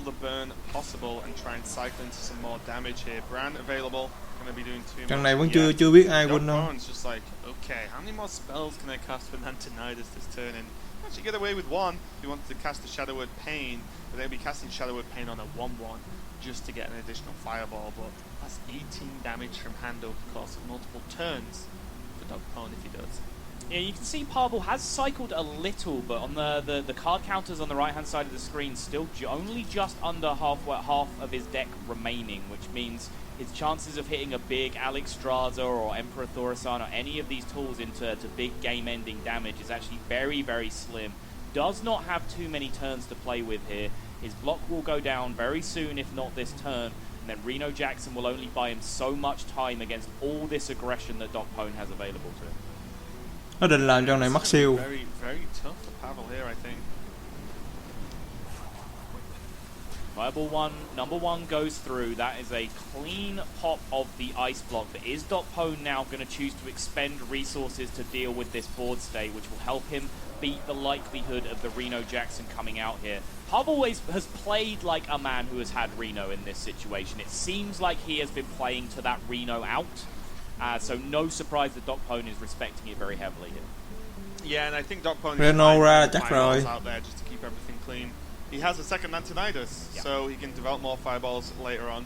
The Frost Nova is a very nice pickup for Pavel. Reno xong rồi cái lá kia 6 đam chỉ con kia luôn. Buy himself a turn if you really want. Không còn cách nào khác đâu. If you play Reno and don't really deal with the board too well, then you just take so much damage on the backswing that the impact of that Reno is lessened to such a large extent. Right. Especially when you know your opponent's got so many resources still in hand. This is not a play Reno and win matchup at all. Yeah, the Reno Frost Nova is a little bit dangerous in terms of how it'll end up sacrificing into the Draconid Operative. Also, the Cleric on board is a big deal as well. So, does check his draw first with the Blood Mage. There's also the opportunity to try and trade that into the Draconid Operative and hope that Docpwn doesn't heal it back up, because now with the Blood Mage not available, the Firelands portal does not line up too well against the Operative, and that's definitely something that can be a favourable exchange for the Mage players in this matchup. For Pavel, Mấy Reno May hình như ra bại hay bị tù ha. Firelands onto an Operative. Just going to take care of it now though. Yeah, just saying that I don't even want to give you the option at this point. I will save my Firelands portal to maybe get a cleaner trade. Hai con 5 xuống bắn chết Reno rồi. He's got a lot of additional burst damage himself. He can actually just drop the 2 Corruptors to kill off the Reno. A little bit open to Flame Strike. But still, not too bad in terms of development. You do want to get rid of this Reno, otherwise it's going to just hit so many really strong trades here. Yeah, anytime you can answer a 4-6 minion this efficiently with Priest, it's something that's right in the forefront of your mind. But Docpwn will also be considering the fact he hasn't seen any of the major AoE effects yet, and just considering his exposure against all of those incrementally one by one. But with the amount of value that he preserves in hand against an AoE like that, I don't think it's a big deal. Dùng 7 mana giết con 5/4 nữa. Antonidas is just getting progressively more safe. Pavel isn't exactly planning to deal with the second Antonidas this game for his opponent. Con này phế bại. Even just as your Drake, Twilight Guardian. Không phải là Saman phế. He's got a lot of options still, and there's a second Pain. So even if you didn't have the first one available, definitely got the second one to deal with this Thunderbluff. And Margaret Dragon Rid này đúng bệnh luôn á. Can't randomly summon totems. No, it's actually a bit unfortunate for Pavel that he ended up with a sub 4 attack minion here, because, you know, fairly likely to get something with 4 or above off of the Firelands portal, and not only is the 3/6 counterable by Shadow Word Pain, it's also the activator that Docpwn has been waiting for to get that Antonidas on board. Dùng Fireball giết con đó thôi. Let's think about the way this game is and what's left in Pavel's đâu còn đường nào khác đâu. If Pavel just Fireball ping, right? You know, just straightforward kill Fireball giết con Antonidas. How does he actually win? Bình chết Antonidas thôi. Kazakus is gone. Yes. A lot, well, pretty much all his burn has gone. Yes. I believe there's a Frostbolt still there. There is a natural copy of Pyroblast in this deck. Yes. So there's that and the Alex Strata. And this Ice Lance in his hand, remember, is not his Ice Lance. That was from a random effect as well. So there is a second Ice Lance in the deck as well. There's the answer. That's how Pavel wins. But that is one route, a single, very straightforward route. There are no options. There are no turn-offs. That is the only way Pavel's going to be able to dig himself out of this situation. And Docpwn is just going to keep piling on the pressure. Pavel does have Blizzard and Frost Nova to buy turns, as Priest is just such a heavy minion-based damage deck. Draw here is Burgly Bully, and remember, we've seen Docpwn playing Pavel's Antonidas on multiple occasions, but that is still available to Pavel as well, so he can get all the extra damage that he needs, especially if he's able to pick up some spells, some coins from this Burgly Bully. That seems actually fairly likely. One of the only ways Priest removes from hand without casting a spell is Blackwing Corruptor, and those were both used on the same turn just a little while ago, meaning with these 2 board freezes that Pavel has available to him, he's actually threatening to get a lot of value in terms of coins from this Burgly Bully.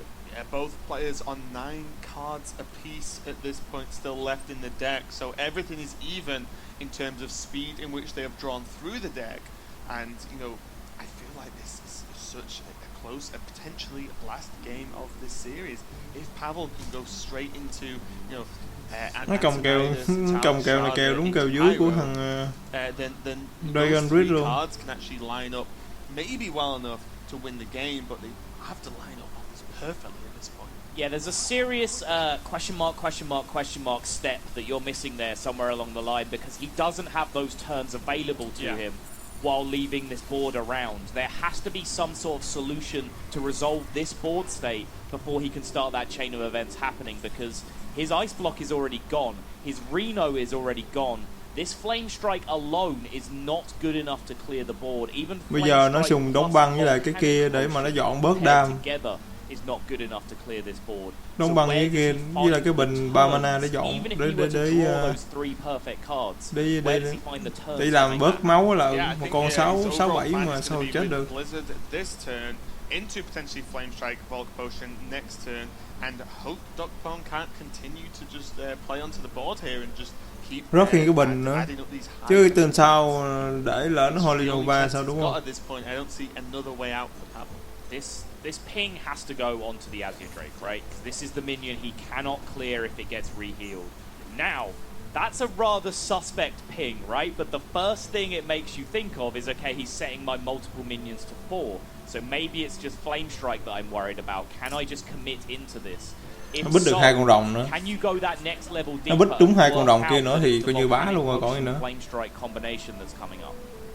Definitely a tough question. Docpwn doesn't really seem to care. Nó bứt được con rồng 5-6 thì thôi nó bá luôn, còn gì nữa. He thinks it's Flame Strike. He's just throwing his Gran away, but getting the value from the Nether Spite, which is pretty much all that's left to get the value from his deck, as far as I can recall. So already Alex there's a Deathwing. It'll be interesting if he goes for it. I do like it in this instance though. Bứt Deathwing thôi hả? Well, the other two options are just very, very weak. They are two of the weakest dragons in the game, so maybe Deathwing is the final insurance policy here, although I can't see it having a relevant impact on this game either, and Docpwn just has to be a little bit careful. He's starting to talk to himself just a little bit on his camera. And he is wearing a hat. I see a connection here. Gonna go ahead and Holy Nova to get that nó hồi lại cũng chết à. Minions, which means now Flame Strike and Volcanic Potion làm trai trong cái has bình been kia nó lined là up. chết rồi. Docpwn did not nail the read on the situation.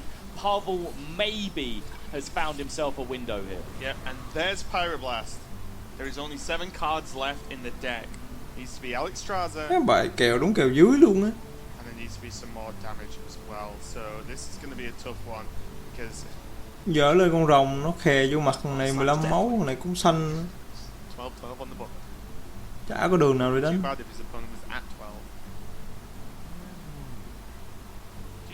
Lên con Alex nó khà vô mặt thằng này 15 máu cũng đâu có gì đâu việc, làm nó tính là một tên thôi.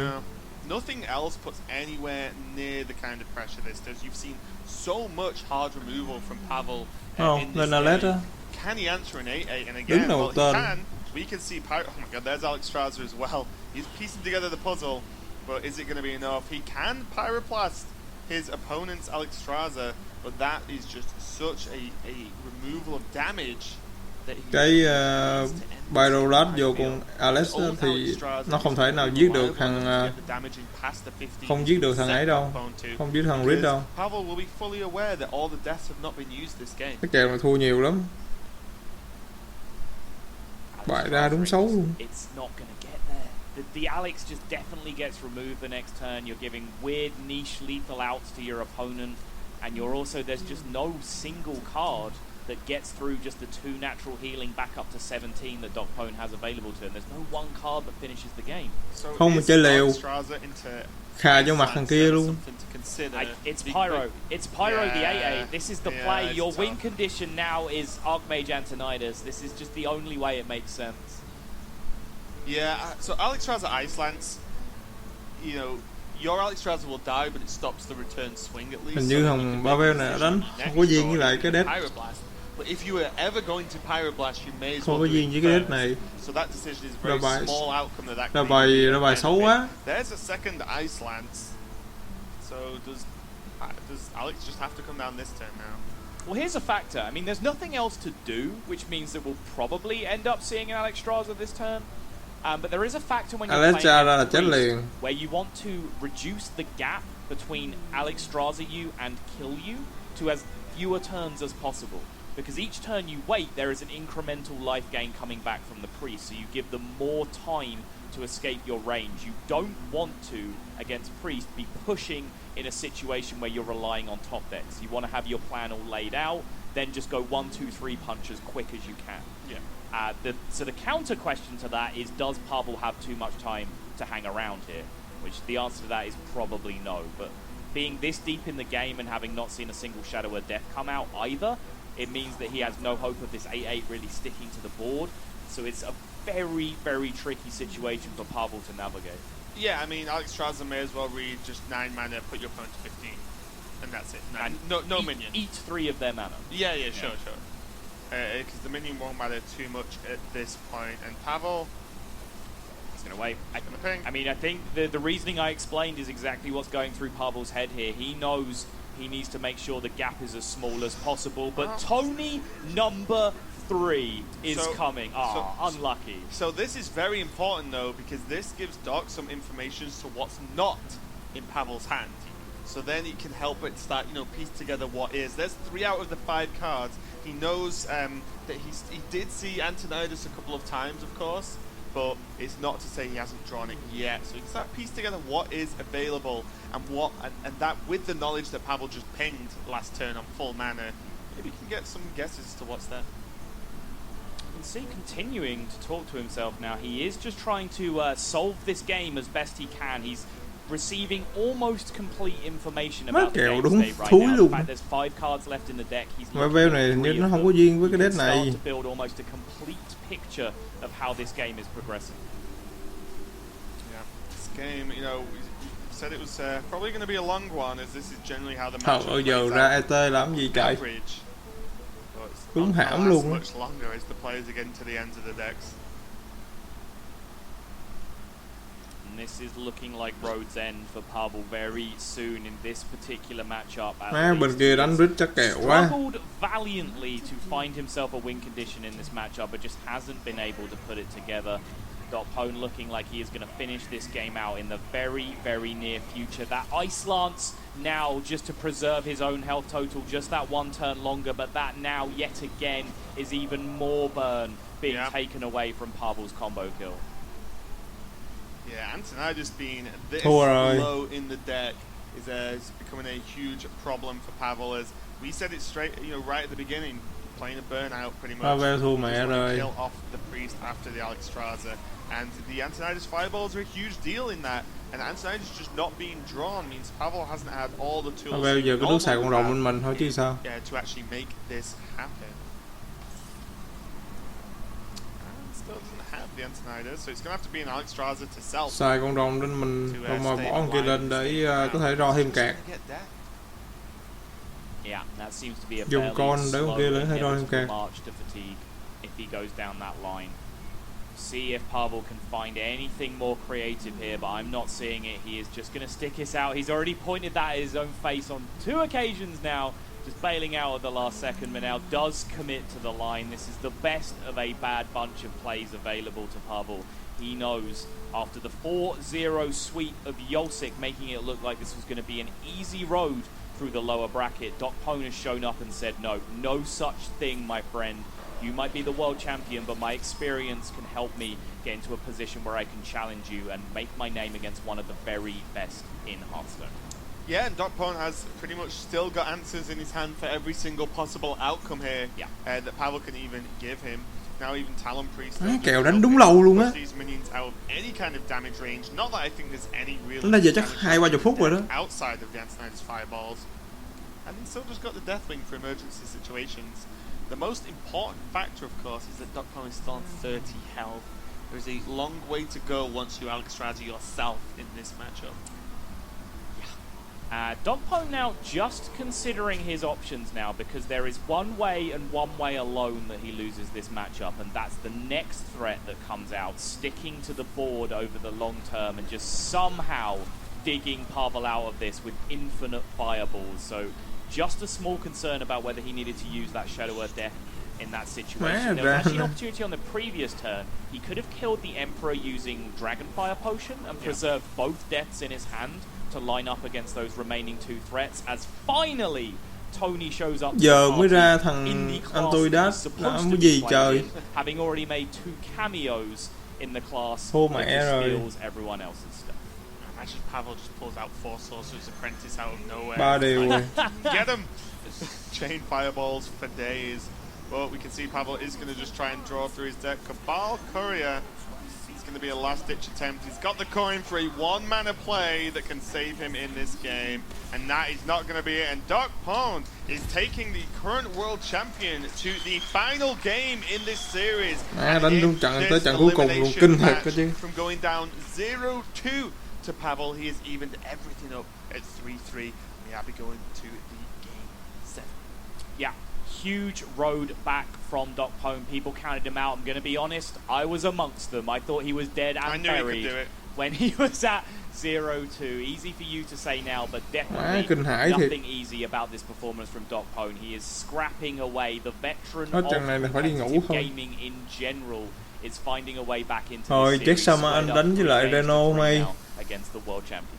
Yep, and we are going to see Pavel, of course, on his mage again. It's the last deck he has to win with, since this is Conquest, of course, and Docpwn has the Shaman. Tell me a little bit about this deck, because I feel like the length of this series, we've not really spoken about it, because it feels like a long time ago last time we saw him play. Yeah, we haven't spoken about it. I don't believe we've seen it being played in this series, if that's incorrect. Please forgive me, we've seen a lot of games, a lot of Shamans over this week, but this is a pure mid-range from Docpwn. It's only got a small amount of Jade cards in there, just the Jade Lightnings, the Jade Claws, and the Aya Blackpaw. Then it's got things from below, it's got Bloodlust, and a single copy of Thunder Bluff Valiant, which we saw make an unwelcome appearance for Pavel in the previous game. Yeah, and Docpwn, I know you have a gripe about things such as Tunnel Trog coming out from mid-range Shaman all of the time on turn 1, but Pavel does have the Doomsayer available to him.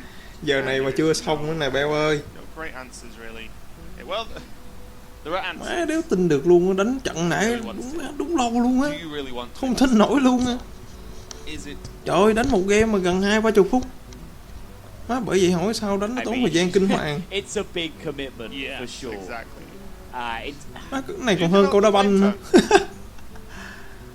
Thiệt luôn á. Không tin nổi. Má công nhận cái deck Dragon Ridge nó bự thiệt luôn á. Má con rồng 5-6 nó bự thiệt á. I mean, stranger things have happened. It looks like Docpwn is going to go for it. It does overload him significantly, but he does still have the J Claws follow up on the next turn, so we'll keep developing. And most importantly, if you see tempo to the control deck this early in this match, that probably spells mà thật ra hình như tụi nó vô top 8 tụi nó có tiền rồi mà. Phải không ta? But Pavel not going to be perturbed by this, just going to keep. Mà tính ra cái thằng Pavel này nó đánh cái deck Renomay này ra bài đúng hẻo luôn á. AoE effects in the future turns. Whereas Docpwn is just going to drop a Totem Golem on him, I believe, on this turn. Indeed. J Claws can be played and was probably the go-to plan before this card was cái trận đánh gì đâu mà gần 20-30 phút. Needed this turn because I have no doubt that Docpwn wants to kill this Acolyte in one hit, and that is what the Tunnel Trog is for. Yeah, J Claws is not the most ridiculous thing. It puts like a small token on the board that can potentially get value out of the Flame Tongue totem, but Totem Golem's a Totem Golem. That's my in-depth explanation. Is a strong counter argument. Yeah, I got nothing to come back against that. Totem Golem, one of the biggest terrors in the game since the day it was released, and soon to be dearly departed. Pavel's best friend, the Babbling Book, coming out for him there. Getting their torch means he can choose to clear off the Tunnel Trog if he really wants, or the Flame Tongue. Always a hard decision, as it's never really a straightforward play. Yeah, X-Hope may have a special relationship with a hat, but Pavel has a special relationship with a book. This is quite literally the card that gives him what he needs on demand, famously with that polymorph in the World Championship run. Đánh Renomay thấy cảm giác thấy bị ra bài hơi bị tù. A little bit more smooth as you're going to get that instant value by one. Không khéo dáng này bị sắp mặt lờ tiếp nè. And clearing up the Babbling Book very, very easily. And now Pavel can use one of his 5 drops here just on curve, but the mid-range Shaman. Shining. This is so much damage that's available. We can see Bloodlust is available, not this turn because of the overload. Oh boy. Okay. Okay.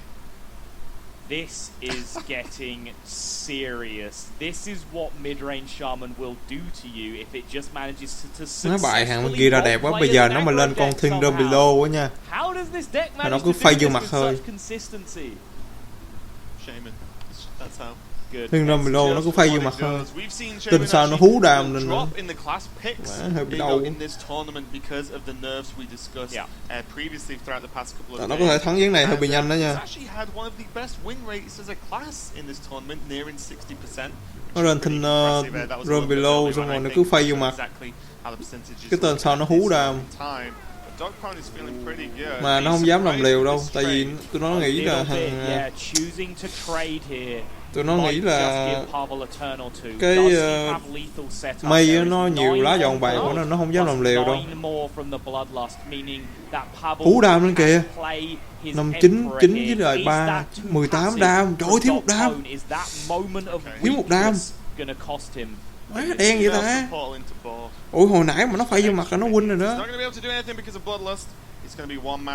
Hồi nãy nó phải vô mặt là win rồi, nó thiếu một đam. 19-18 đắng thiệt. Nhưng mà chắc chắn nó không có hú đâu, không có hú đâu, tại vì nó sợ nếu có Reno thì nó sẽ bị thọt. Nó có thể hét cái con ET lại xong rồi nó phay vô mặt. And the simple fact that he would have dealt 6 additional damage. Không dám vô lô đâu. What he did, it plays around Reno. It keeps tâm lý mà mình thấy bài hai bên thì mình nói vậy chứ bây giờ nếu là mình là nó thì mình cũng không dám vô lô đâu, thiệt luôn. Tin sao nó ấy là nó sẽ Reno, nó sợ lắm. Tạo ra thêm minion. Giờ nó cứ phay mà. Má không có là mệt nè. Bây giờ không có mệt nè. Bây giờ không rồi thua rồi. Thua rồi.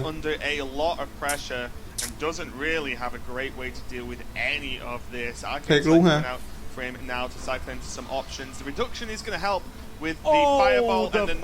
Nó có đóng băng kìa. Bây giờ cho dù nó dùng fireball nó giết con 5-5, nó dùng cái kia nó giết con 1-2 đi nữa thì hú lên phải 9 đam. 9-10 11 đam. Giết con 1-2.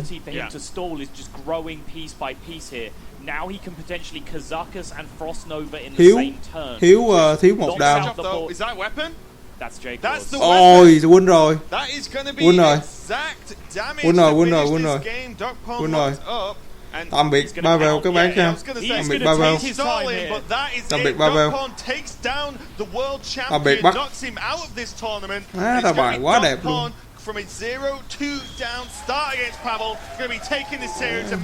Vừa đủ luôn á. Vừa đủ vừa khớp luôn. Má thằng này đặt kèo ghê quá. Pavel nó đi tướng cành cạn đi vô rồi. Ôi đụng má đánh cắn não về đái luôn. Nó bài đã đẹp vãi. Doctor YOLO, má không nhận. Cái thằng này hồi mà nó YOLO lại từ cái con rui á là nó lên luôn á.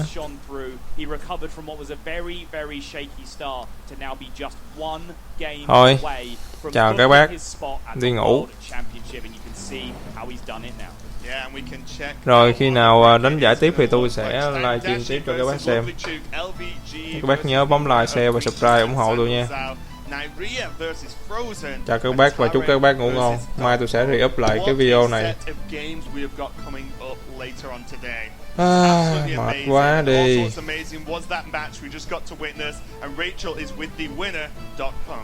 You guys are not kidding. That was shocking, and nobody looks more shocked. Good night các bác nha. What's going through your head right now?